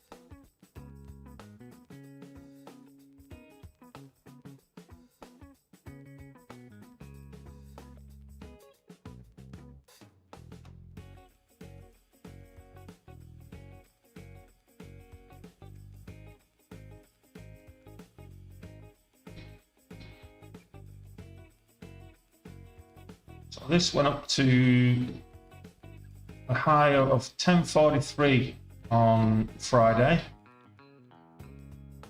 Just not seeing the momentum, guys.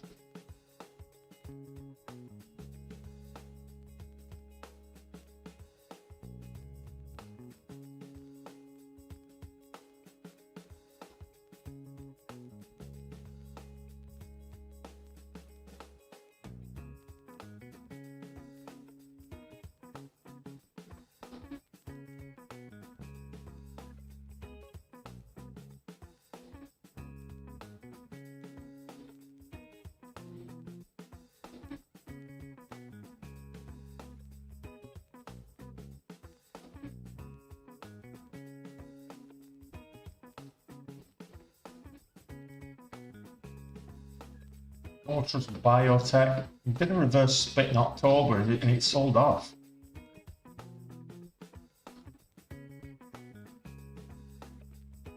SPY ripping up, absolutely. So let's have a look at some of the coffee table names. Let's have a look. Nvidia's back up to 495, breaking highs on the day. I think Amazon. Let's have a look at some of the mid-price stocks that we're looking at here. Above $50. Shopify pulling back a little bit in line with the market. We'll wait for the market to make a new high. Shopify could be a good, decent one.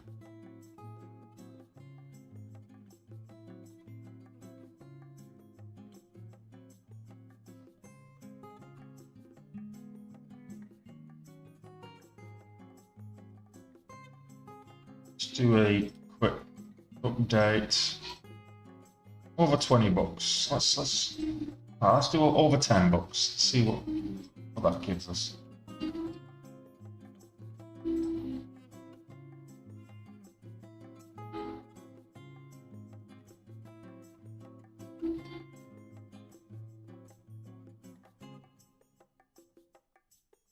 HRT. Let's have a look at that one.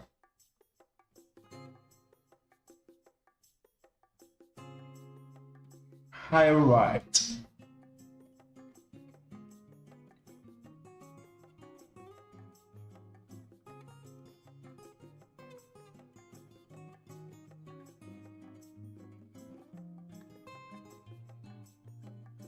%17 up on the day.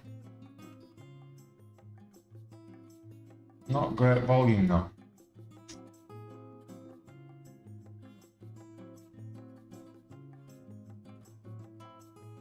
Intel.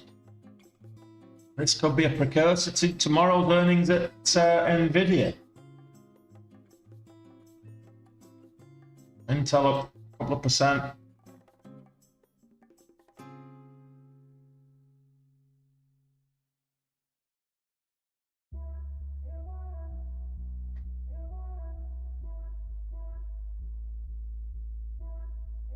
Applied optoelectronics.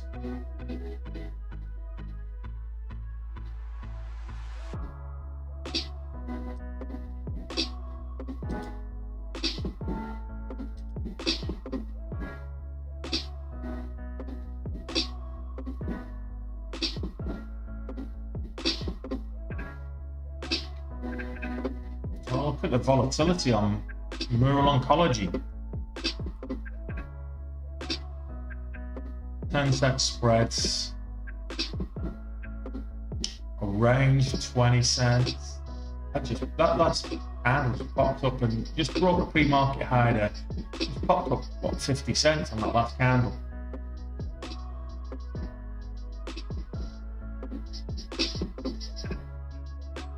Nvidia up there at 498, testing 498.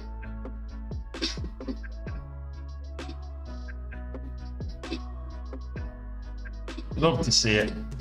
And just testing 498 there, high 497s.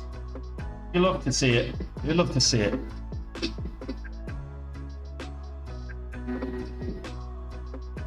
No, you tend to get a bit less volume in holiday week. People take the week off. That's simple. Alibaba breaking highs. Alibaba Group, nice.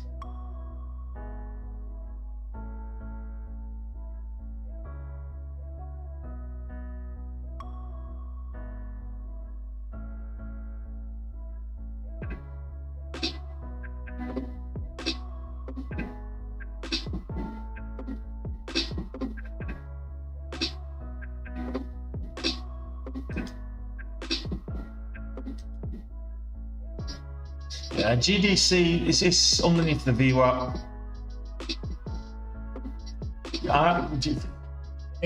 It's a good job to actually. I'm not doing too badly on Amazon either. Disney, I'm a little bit break even, but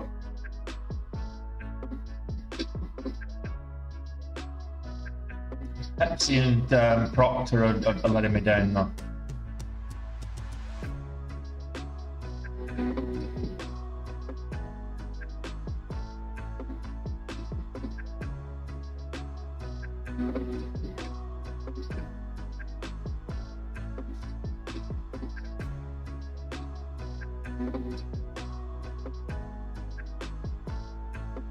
First, can this hold the VWAP? Second, can it break the $0.50?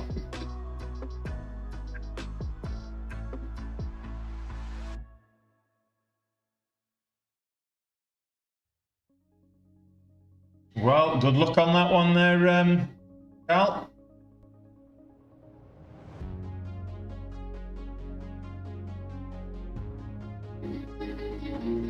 You're buying puts at this stage on Microsoft as it's rallying? Okay. Okay. You do you, boo-boo.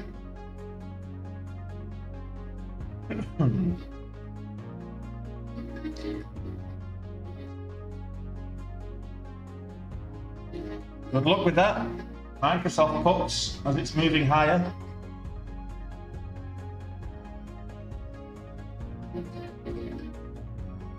Tell me about it. It's a game changer, it really is.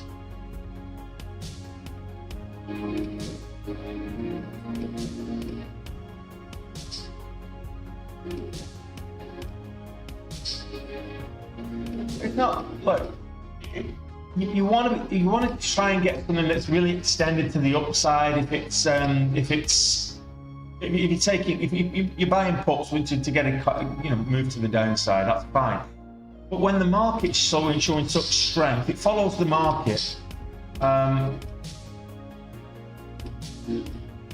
think you're probably premature on the puts.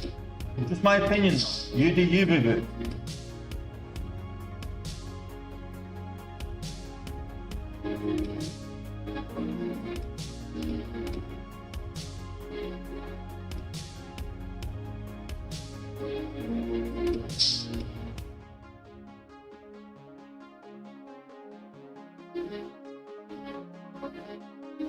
New high of day. Take a new high of day. And a continuation, please. Look at this, 75, I want that on the bid. 75 on the bid.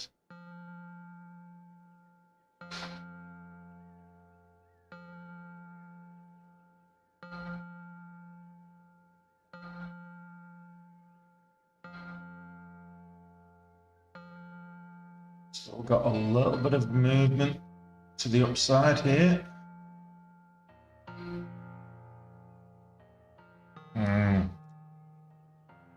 Didn't pull the trigger a little bit too early then.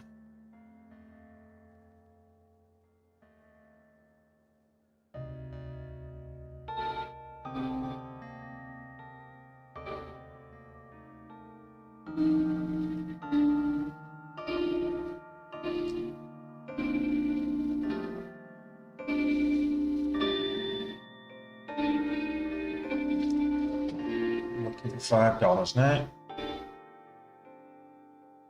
That's 5 on the ask. Take some off.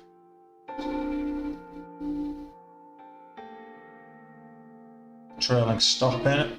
585.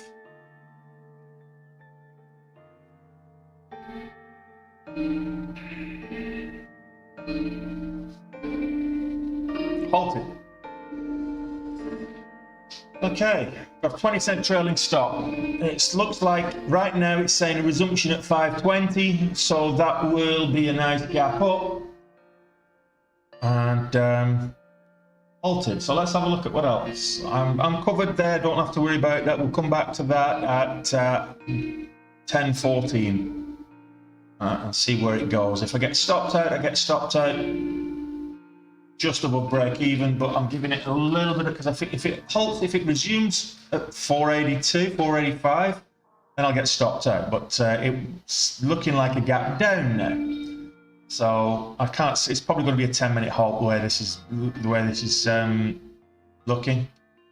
It doesn't know what it's going to do. I'll let this decide which way it's going to go and come back at in 5 minutes.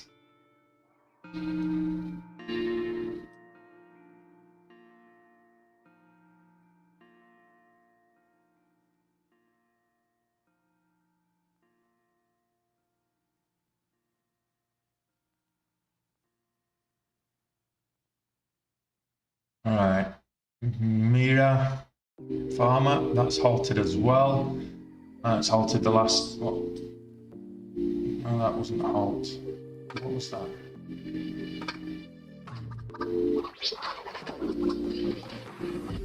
Just dodgy spread by the looks of it. Safety shot breaking highs.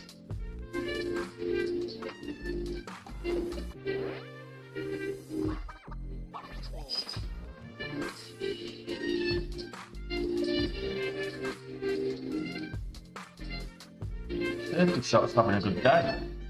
Currently 20% up on the day.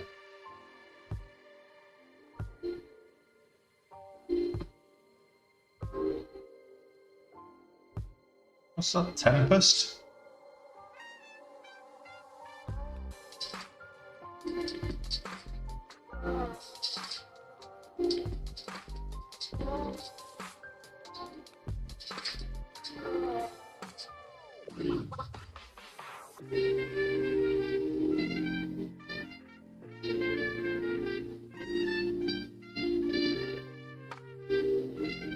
Tempest moved up just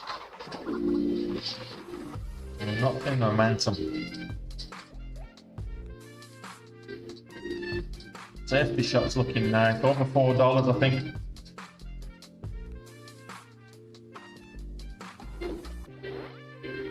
Oh, got a lovely fill there.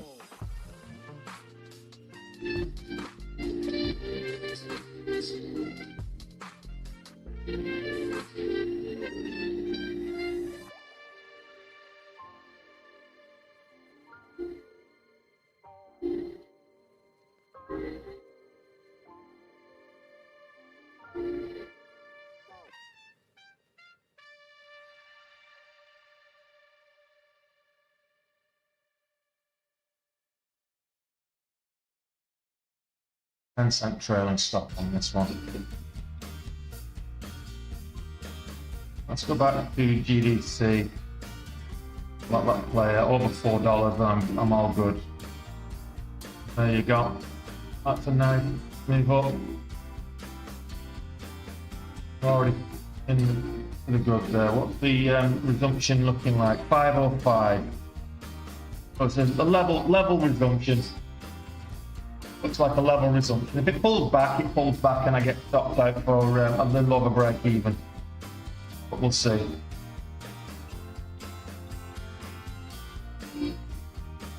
This should resume in about 30 seconds. I'll come back to that in a second. So we're in a profitable situation on both of them. Oh, that was a bit of a dodgy profitable situation, a bit of slippage. So lost $50 on it. I'm not too worried about that. Not have to move up. Right into another halt to the upside would be nice, without coming back. 508, 510. There's the resumption. Profitable. Oh, no. Oops, well. A lot of slippage on that one. Yeah, so I was okay. I was still profitable. The downside. Oh, well, it's 7K to make back now.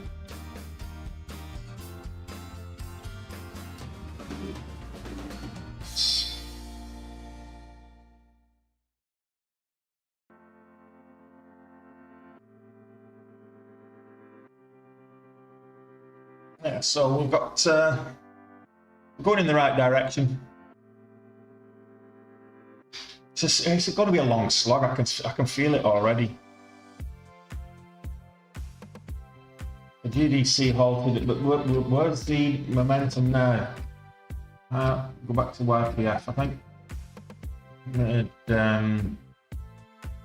1600 on this earlier, so let's see if we can't make it a little bit more.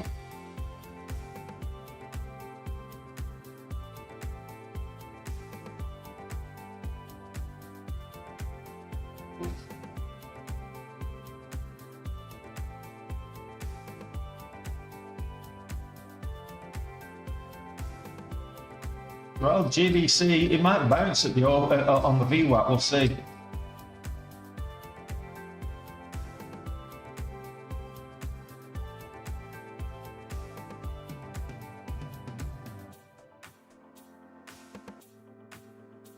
Have a look at that halt where it resumes on the downside.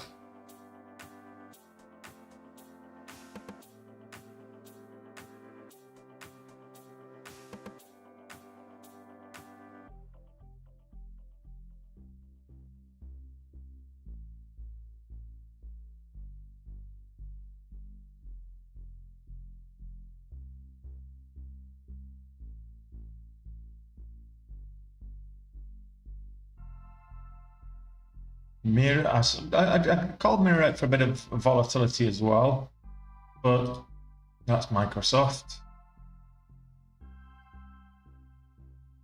Mirror halted to the upside. My goodness, 531 now.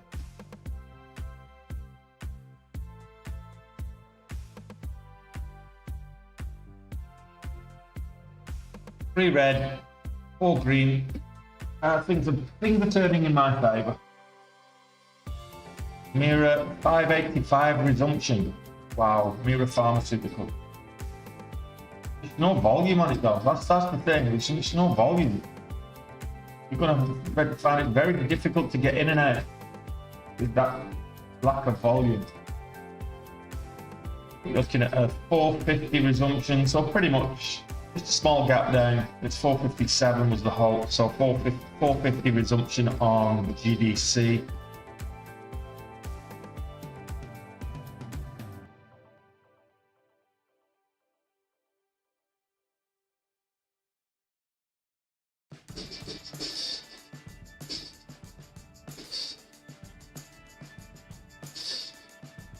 Safety shot pulling back.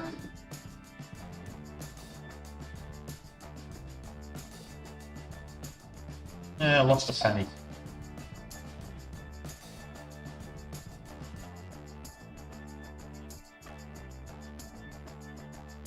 Oh, last Friday's IPO. Rytech Robotics. Again, no volume, but it's moving up nicely.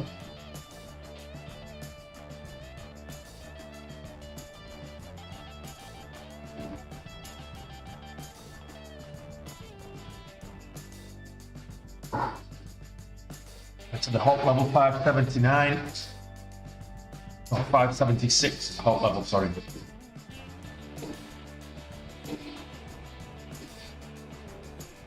Spreads on this, 30 cents. Is it worth it? Probably not.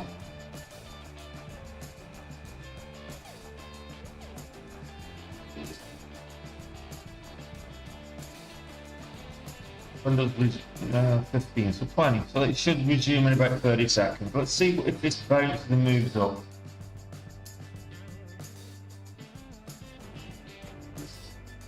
GDC.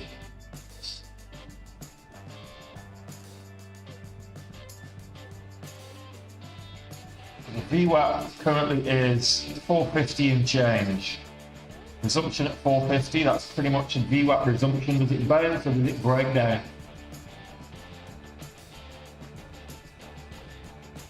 Should resume in about 5 to 6 seconds.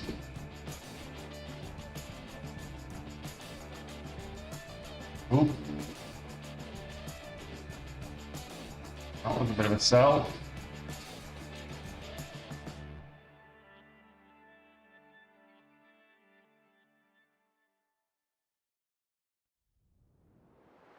$0.10 on the spread. Looking for that gap to fill.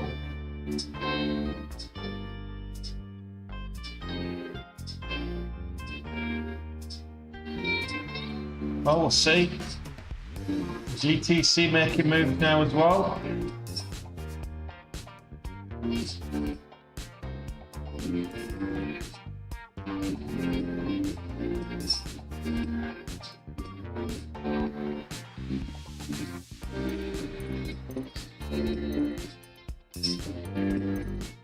Oh, that was a big gap hole.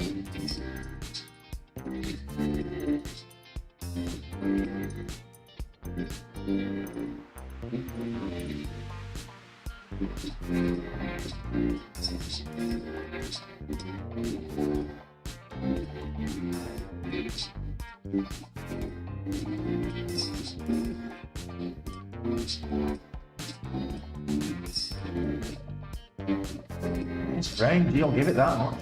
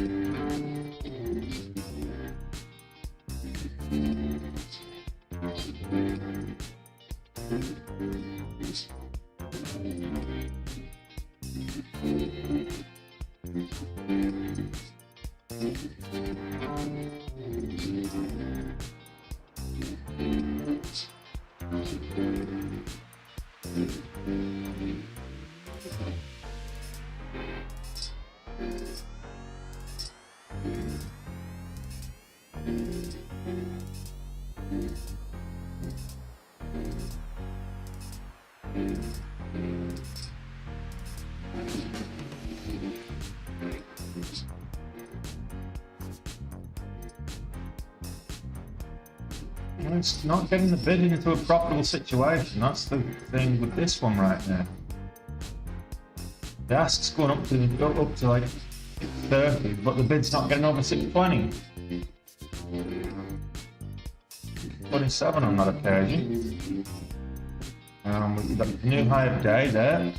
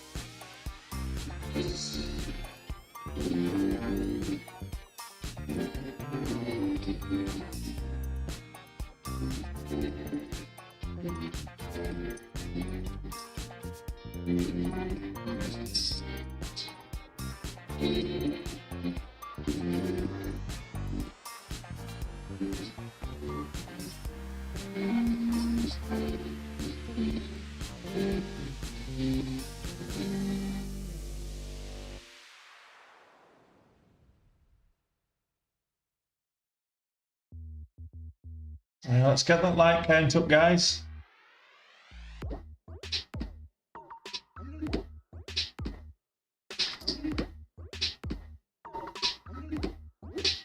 And we break out over the $half now.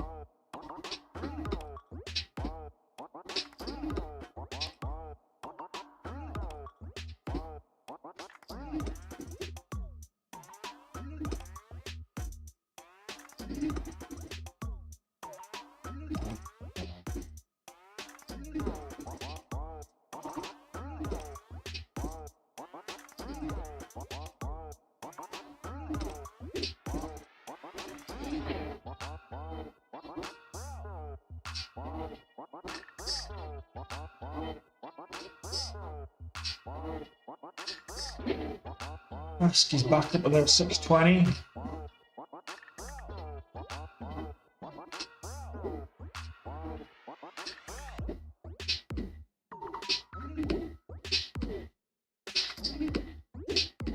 I don't know which way this is going to go myself. It's difficult to get Phil trying to sell on the ask.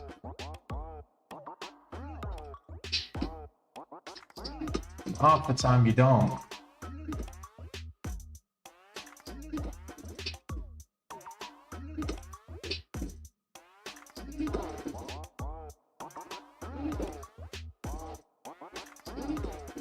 Get it.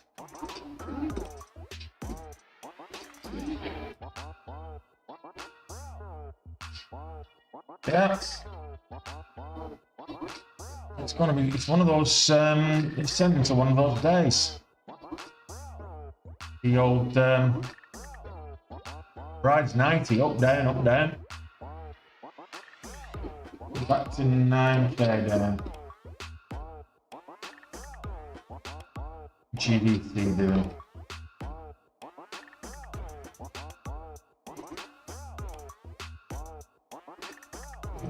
Needs to get back over where you are.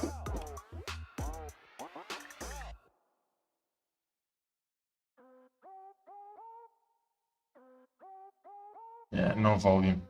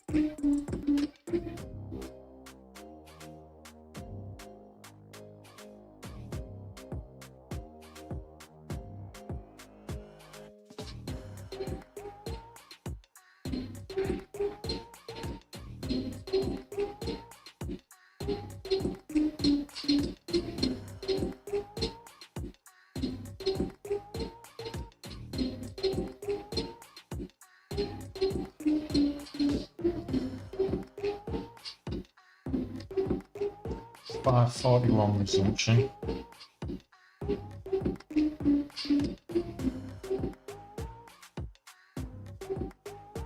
CDIO, low price stop, trying to, yeah, it's just broke the pre-market high, trying to break new high.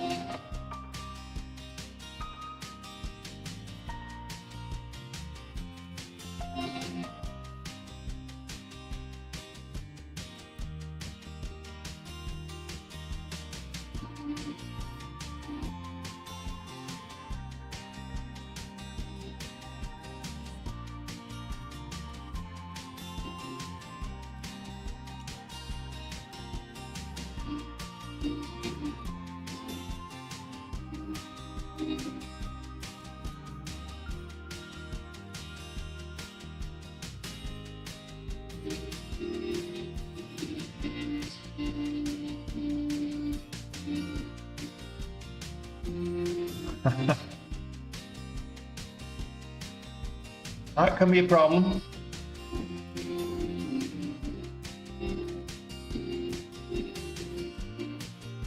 There you go. Better?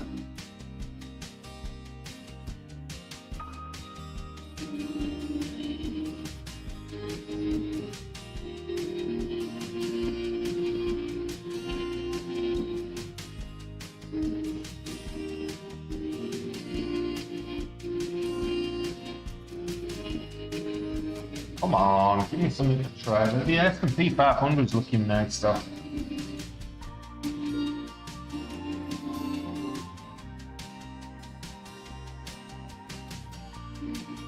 You up. Possible inverse head and shoulders if it gets back up to the VWAP.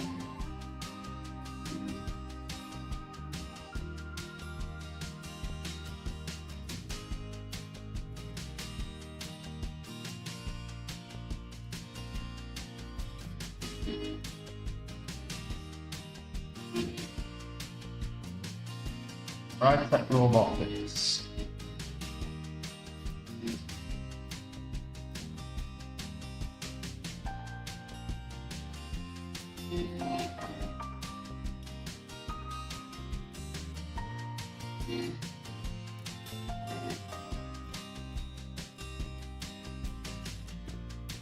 Yeah, you don't know if that's you don't know if that's legitimate or not. Well, that's the problem with that.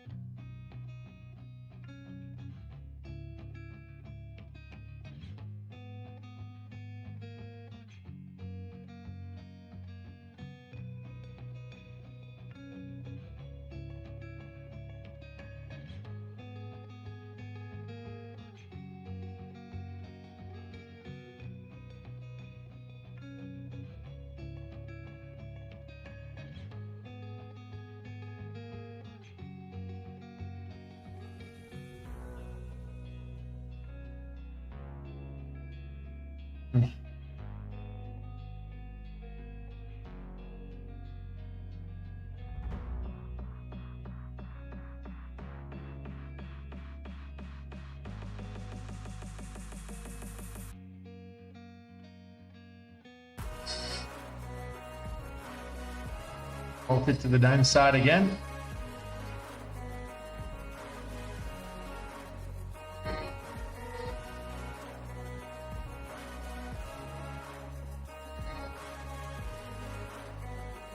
All right, okay, if it's on the time and sales, then yeah, time and sales is orders that have gone through. Not level 2, you can see potential orders.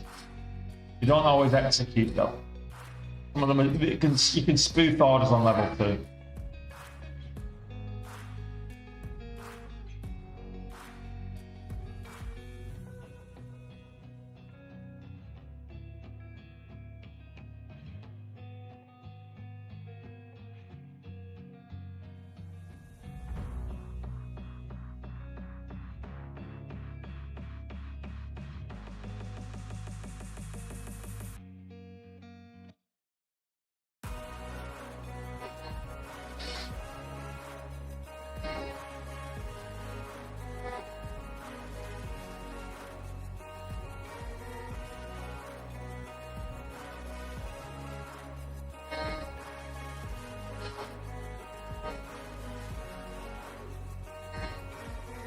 Give me something to trade. Something good I can actually get my teeth into.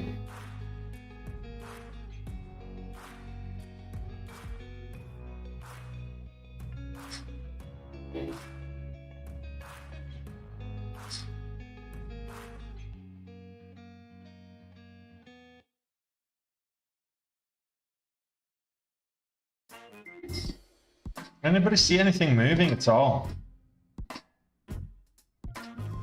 Not trading it, but it is moving up. Anything that's above $2. That's breaking out as well.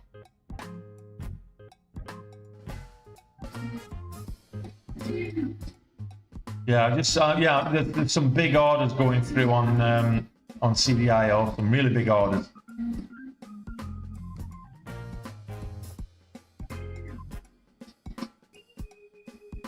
I just thought, there you go, there's a 20,000 order just gone through. Yeah, so you're absolutely right, Neith. My bad. How dare I doubt your eyesight?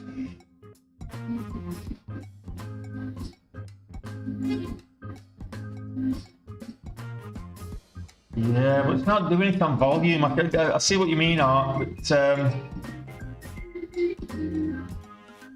it's moving reasonably well, but it's just not doing it on any kind of volume. I want something nice volume, bit of volatility, nice volume, bit of momentum. I'm not seeing anything right now.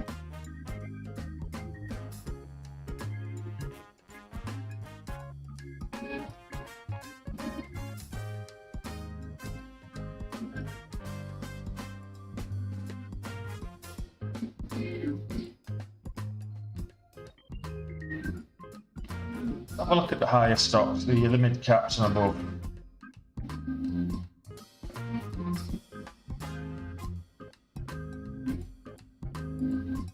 Let's see how they're faring.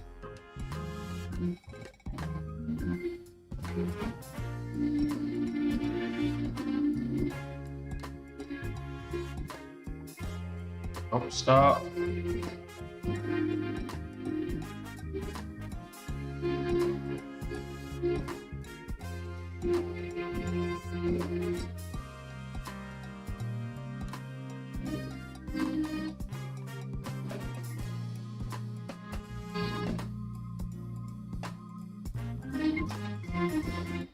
That was a nasty game.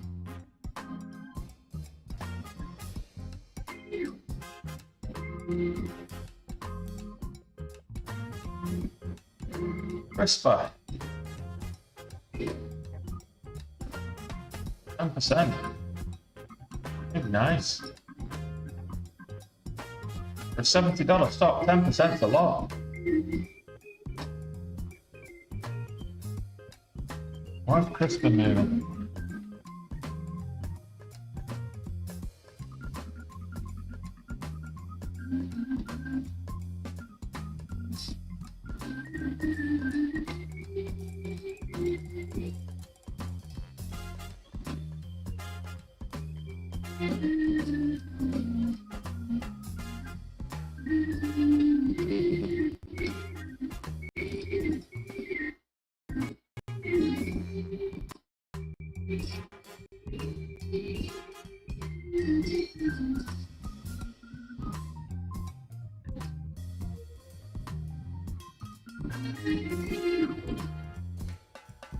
All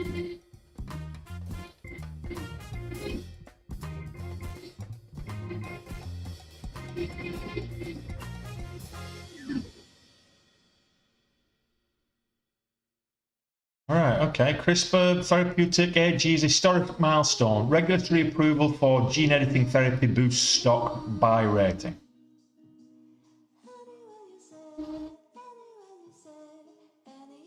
So that was a catalyst from Friday, but looks like they've got some analyst rating increases.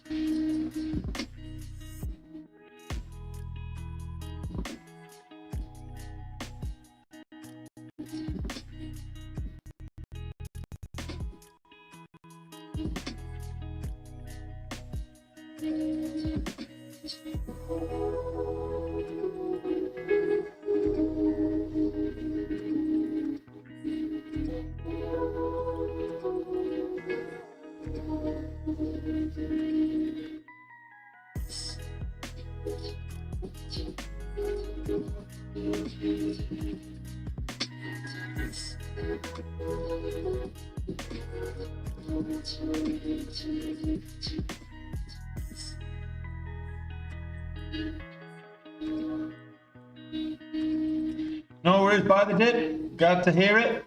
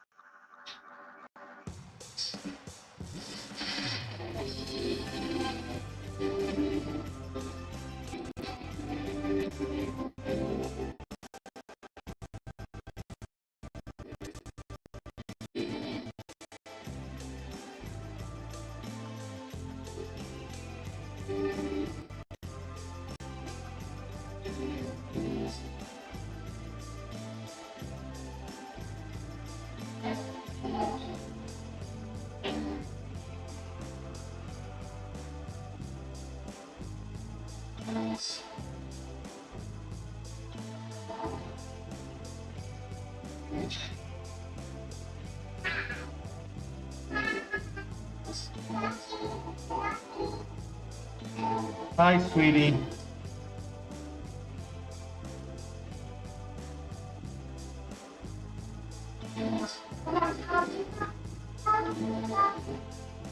Puppy's working.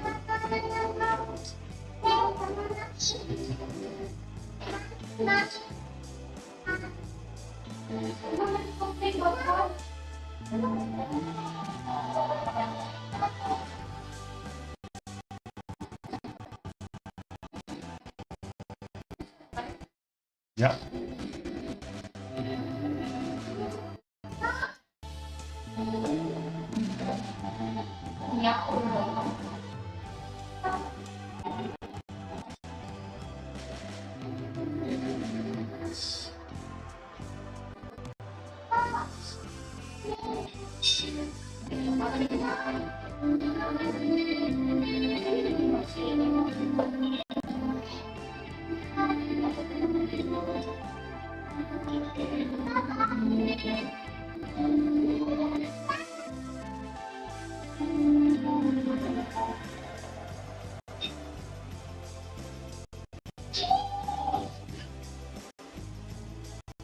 I apologise for the noise in the background.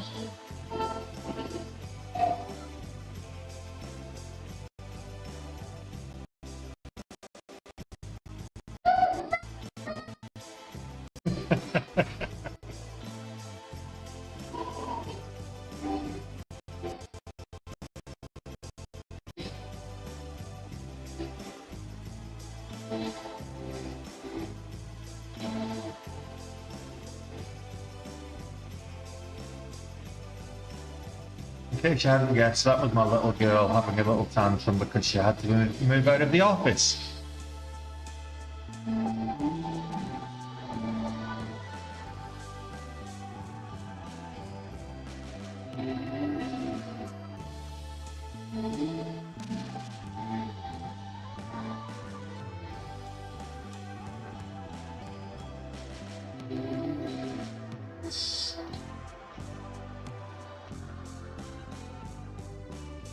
Strong daily on this one as well.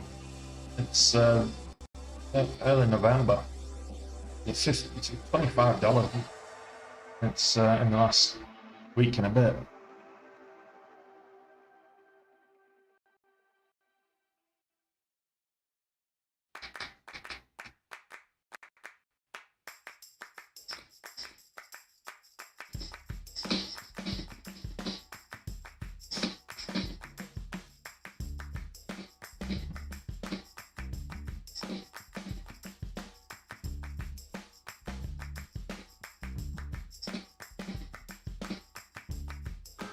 Yeah, I'm thinking I might. What the hell's just going on there? Sort that out in a minute.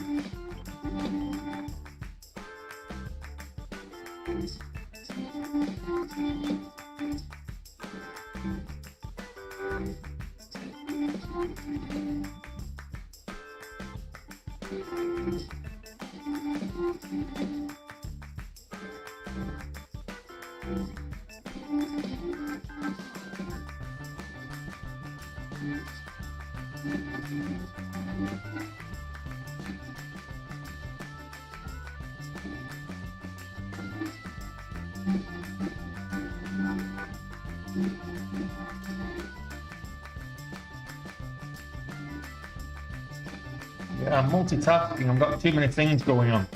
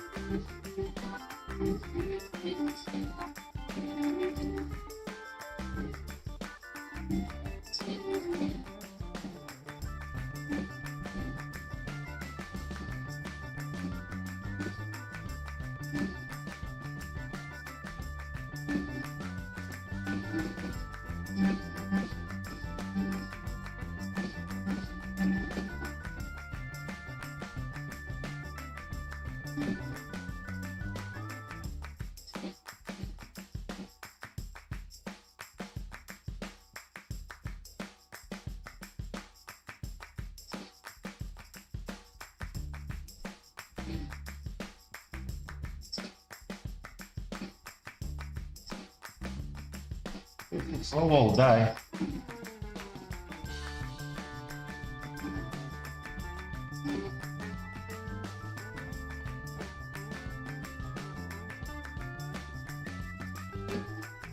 I've got a new PC, I think.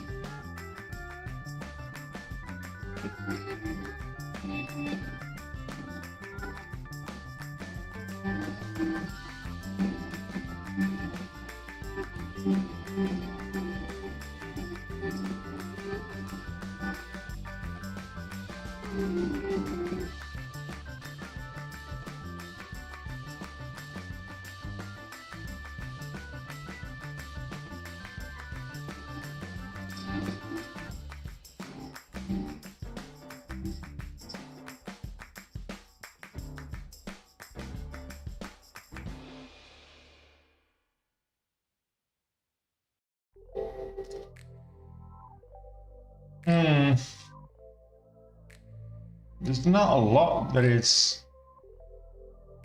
worth the hassle right now.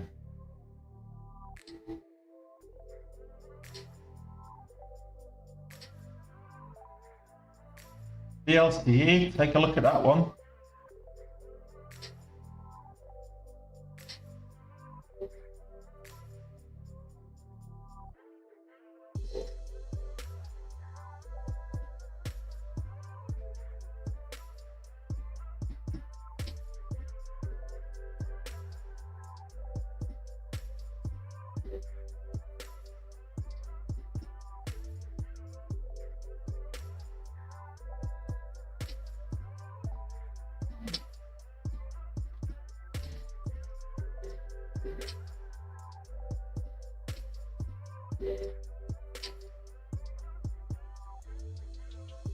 I did earlier, Puno.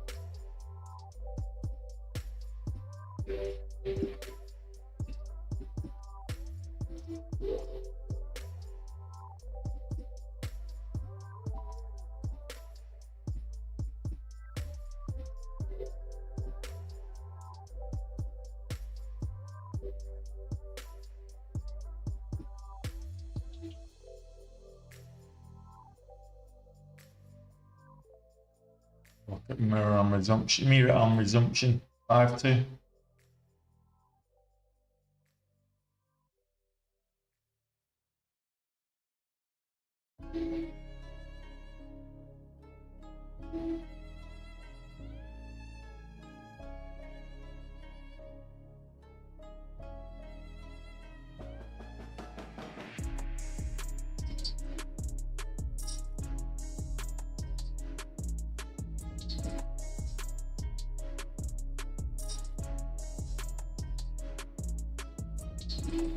Alright, that's yeah. Next trade is my last, unless it's a lovely green one. It better be a lovely green one. This is taking me red on the week. I want to start giving back. We're 80k up on the month, so I don't want to start giving all that back.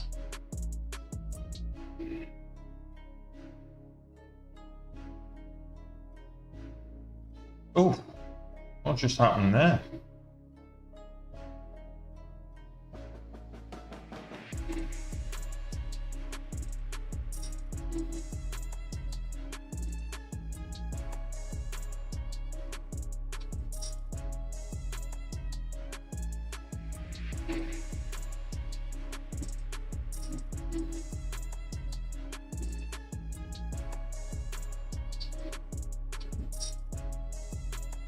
No,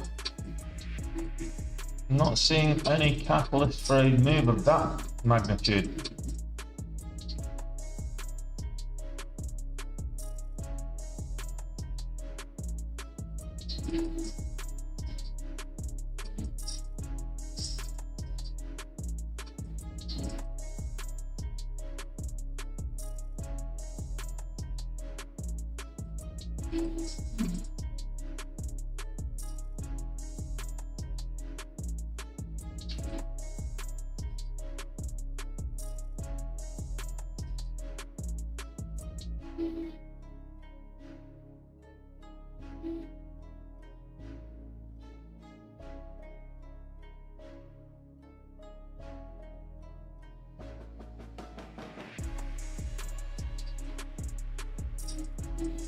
a look. It's like a $6 resumption. Assuming this is 07. 10-minute halt. Must be a 10-minute halt. It's 10. And then it's getting a bit too extended. I was thinking of, yeah, back over to VWAP interested, but yeah, let's see.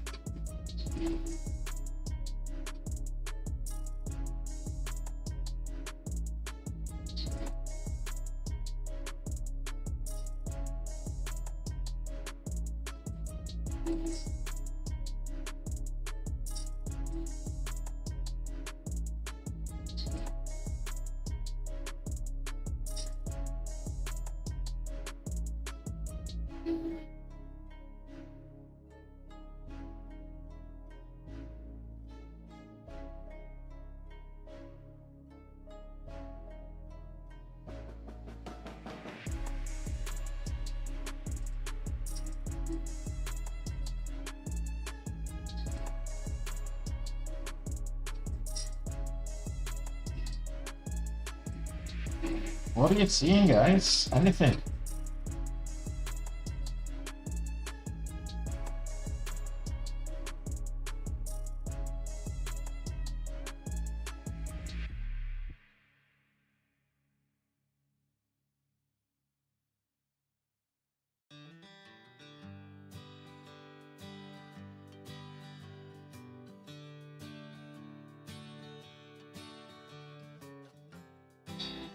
Over $4 might be good.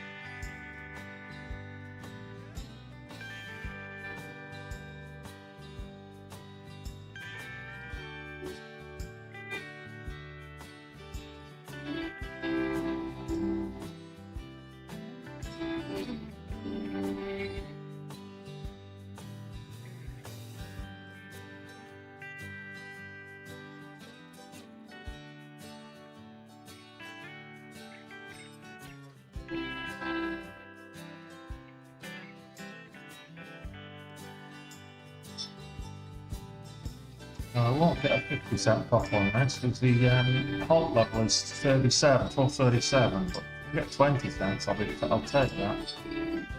Stage.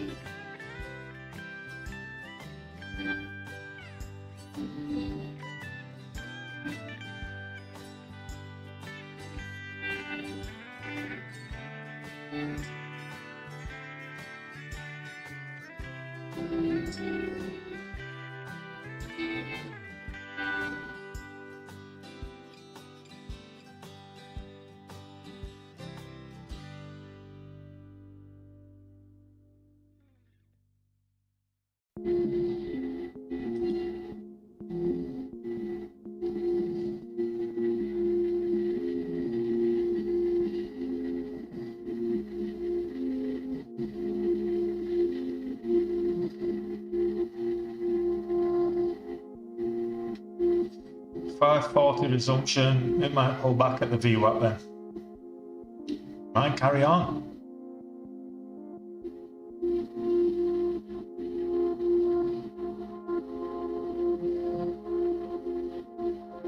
This needs to hold 4 or I'm getting it.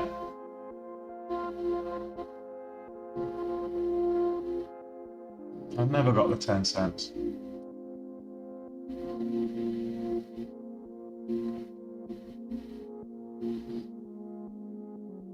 Doing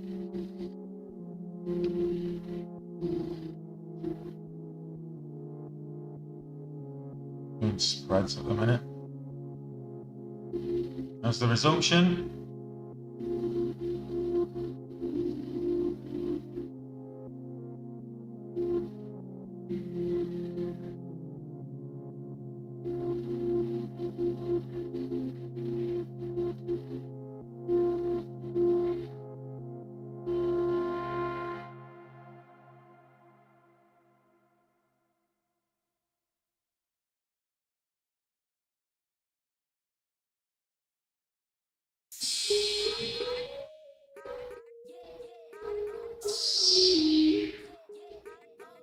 Not breaking out. Not the way I wanted it to.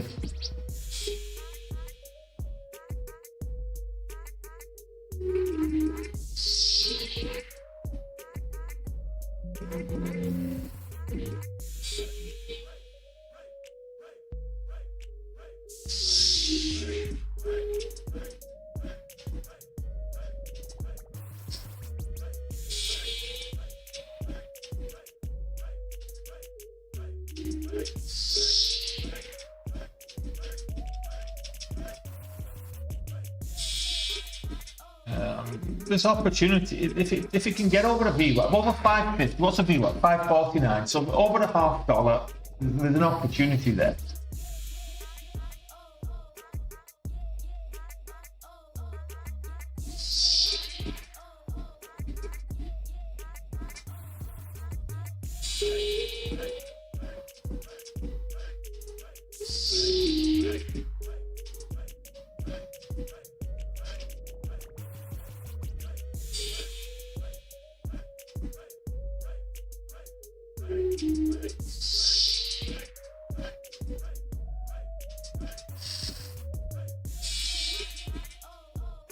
You know what?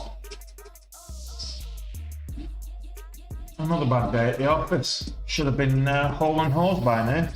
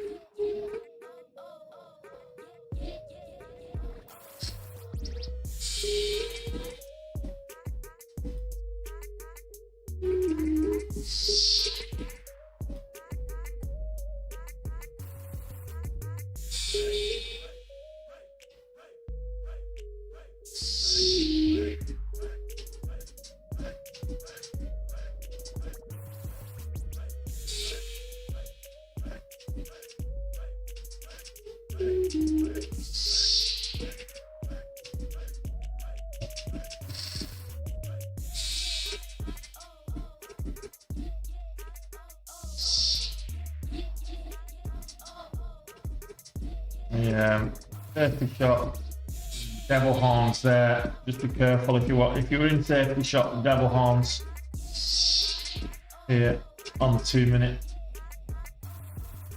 Get it on the 2 minute. There you go, devil horns right there. So just be careful.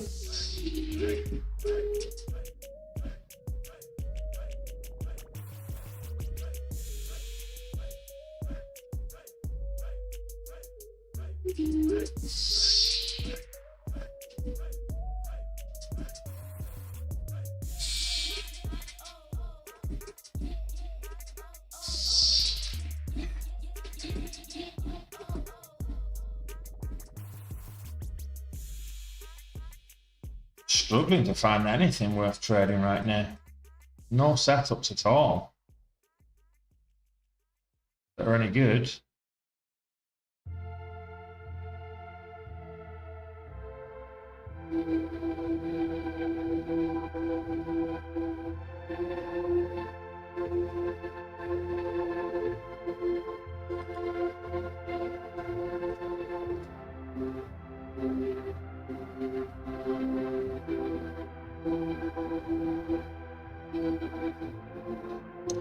Fortress Bio, just no.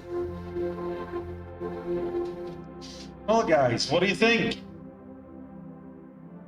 Let's have a watch of Mira for a little while. Is the volatility going to come back in, or?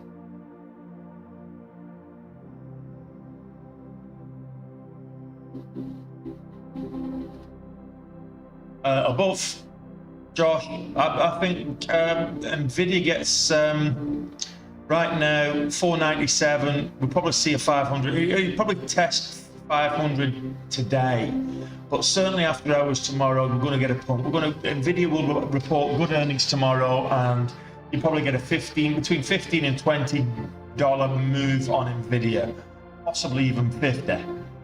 But I think you should probably get between 3 and 5% move on Nvidia after hours tomorrow.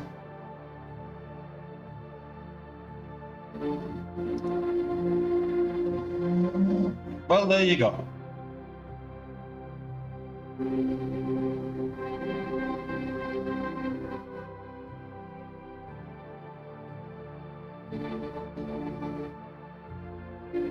Some points or puts.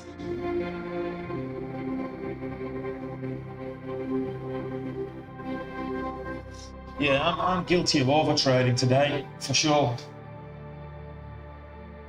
Nothing new there.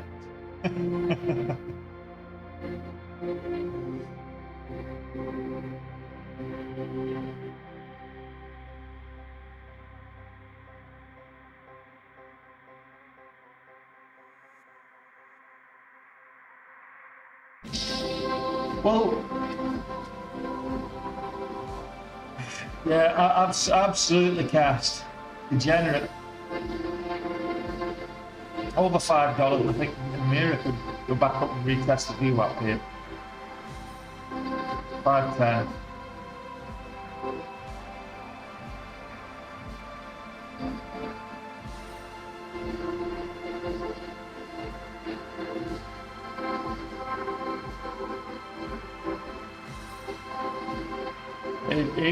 It was Josh, and certainly, well, and that's why I'm in it long term, because I do think that they can have another record to finish off the year. I think they can have another record performance. So Nvidia for me is a minute long. So I think if you want to make money on Nvidia, if they do turn out bad results, then it's going to pull back about $20 or something. So, you know, a good thing to do to make money on Nvidia's earnings is put a strangle on, an option strangle on. Not financial advice, just a suggestion, just the opinions of a fat guy on the internet.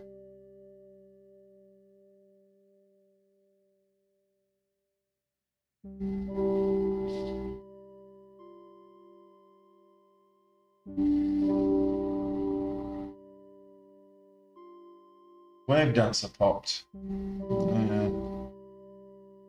Not bothered. I'm not bothered about wave dancer popping.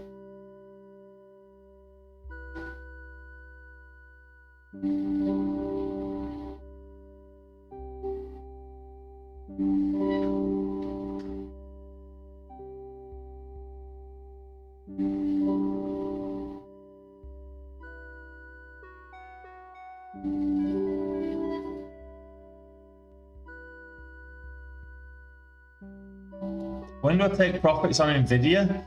I've no intention of taking profits on Nvidia. I'm in it long term. So that's part of my retirement plan. So I'm looking for long. Well, I will get out of it eventually, but I believe Nvidia is one of the top companies to look for in the future. And they're a good company. They're a good, strong company. With the advent of AI, they're right at the forefront. If you look at the gaming market, they're right at the forefront of that. That's only going to get bigger. For me, the future on Nvidia is very, very strong. So do I look at taking profits or continuing to add to my position? That's what I'm looking for. So a long-term position, long-term hold. Absolutely. What will happen is Nvidia's stock price rises. What will happen is that you'll get a stock split, so the shares will be less, and then when they do, you end up getting more dividends because you'll end up with more shares. So don't ask me why Warren Buffett sold his Nvidia shares. Warren Buffett tends to stick with what he knows, and Warren Buffett doesn't invest very much in tech stocks. He doesn't know the tech industry that well. So fantastic investor, long term, but he's already said invest in what you know. And the tech industry has been my career. I know the tech industry very well.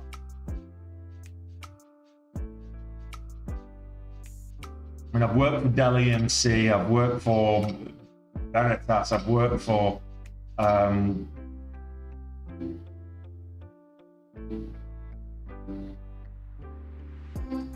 but if you're looking to make quick gains, if you are in Nvidia from last year, by all means sell and take your profits. But the market's going up, and Nvidia follows the market. It's an S&P 500 company, so it does follow the market. It's one of these few trillion-dollar companies that are out there.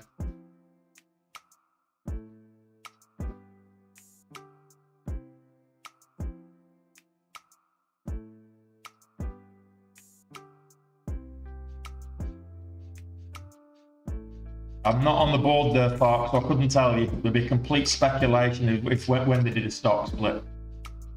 I didn't get into Amazon for that very reason, is because they were too expensive, and then they did the stock split last year, and that's when I first got into Amazon, was last year.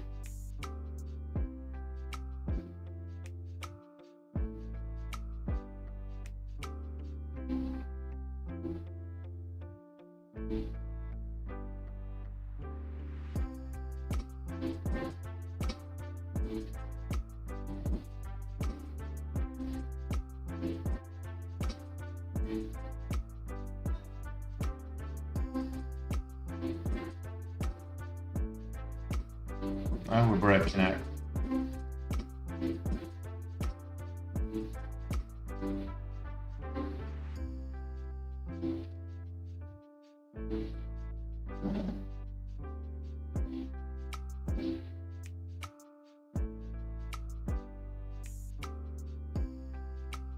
$420 was the breakout. I missed it.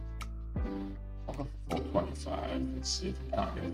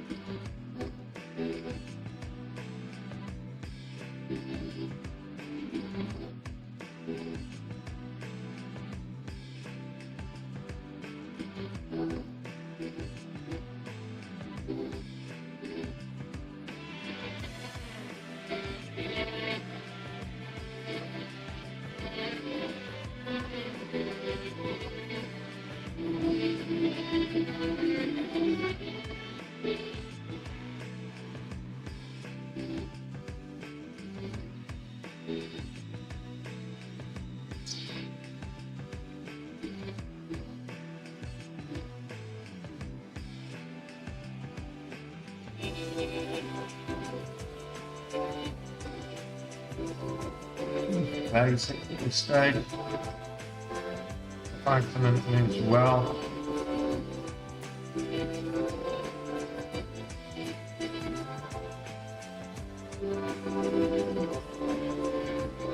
Slippage on that. Shocking.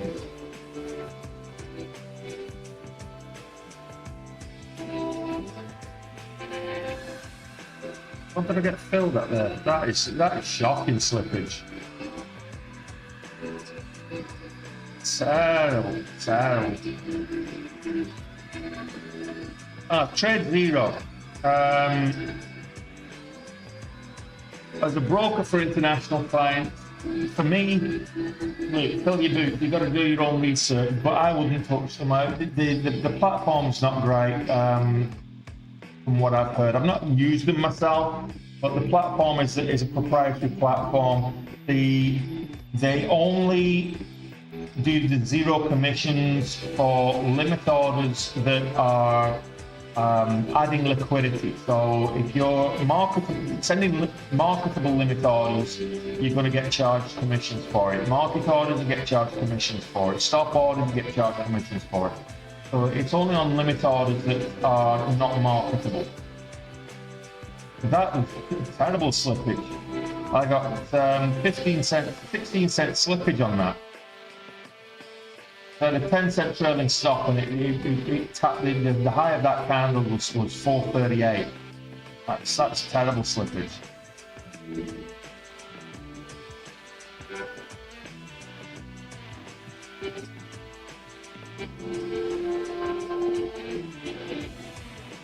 And look at that, went all the way down to 380 and it's already come back. That was a 50-cent drop and it's already gained 40 of the 50 cents.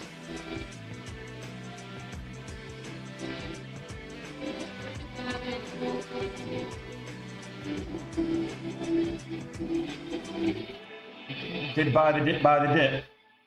Yeah, that would have been, you know, a VWAP dip bounce. And I'm gonna see if it breaks the $0.25 here.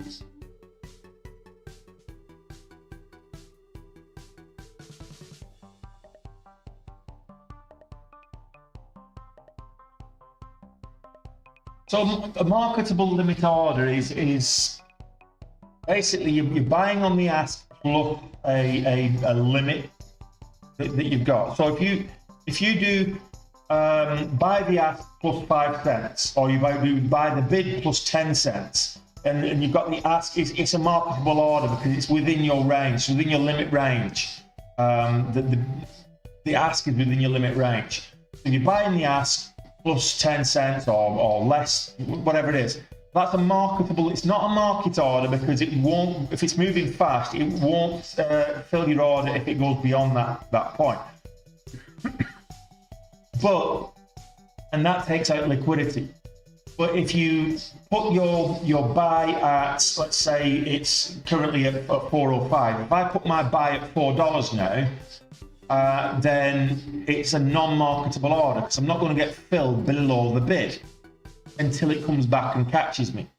So that's where marketable limit orders and market orders and limit orders, etc. But yeah, the way they do it on Trade Zero, it's the name is misleading. They're not a zero commission broker.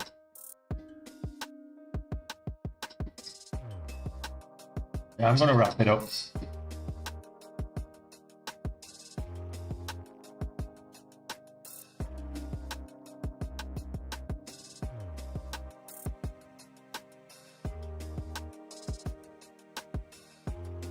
And what are you going to do? Another day. I don't want to get into another big red day like we did on Friday. It's bad enough as it is. A 5-figure red day is a bad day. So it's, across the 2 days, we're over 40k now. So from the highs, I've got 40k drawdown to recover from. I'll keep an eye on the market while I'm around it. If I can see anything that does move, I'll take it. I'll record it, and you know, we'll see. But right now, I'm just going to call it another bad day. Let's see where I am. I'll show you where I am. that's you know, another bad day at the office. But let's have a look.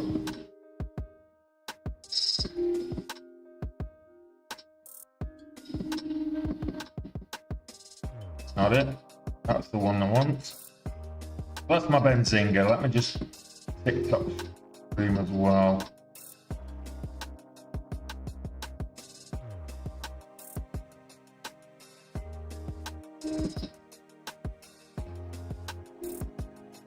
Okay. So now we've got. I need to change that. We'll come back with teachable now, but that's okay. So where are we? Okay, so here's my Benzinga. Where do I find Benzinga? How do I do it? So let's go to this one. Oh. Okay, so I want to do reports.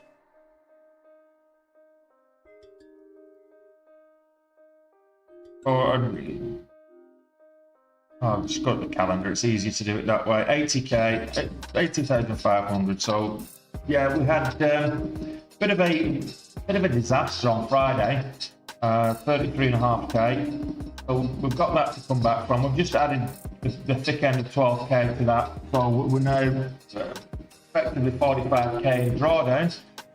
So let's have a look at how that compares this year in terms of total drawdown. Is that one? It is going to be one of my worst for the year.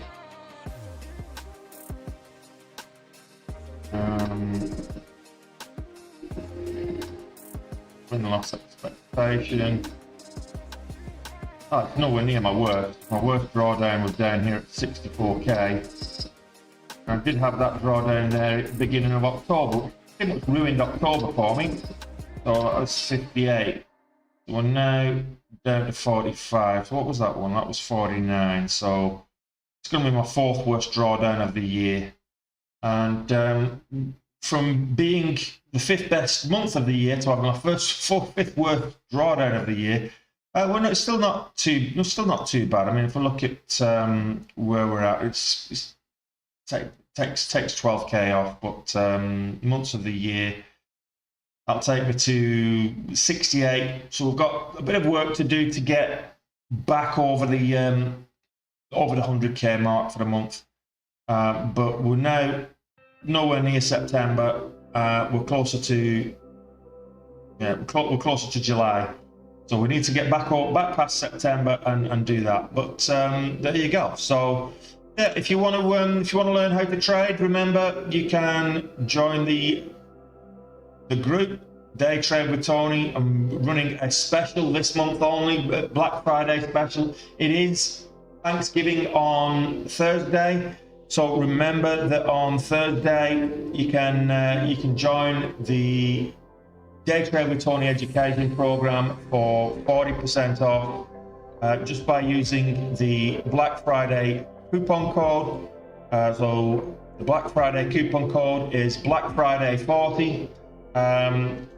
Use that at checkout. You can get 30 days, 90 days, or a year. In terms of what you're buying into, access. What do you get? Well, let's show you what you get. You get the full course. It's like 20 hours of lecture material. This is the full syllabus here, so you can check this out. The full syllabus. You get access to my ebook reading material, all my ebook trading library, and business books as well. You get to learn how to trade. You get me as a mentor. You get access to the private Discord as well with other like-minded traders that are also in the same position as you, either learning or have learned, or intermediate traders as well. Yeah, so get on that. As I say, it's 40% off up until November 30th, Black Friday. 40 is the ticket, so get on that. If you're not interested, if you know how to trade, if you're not interested in learning how to trade, then make sure that you you know how to find stops by using Benzinga. I've just been showing you the Benzinga. So I've got my desktop set up for Benzinga, and DTWT 35 will give you 35% off on Benzinga. And don't forget your merchandise. Day Trade with Tony. You want to be wearing wearing your hoodies that say "I trade with Tony." There you go. There's a nice blue sweater saying that you know, I trade with Tony.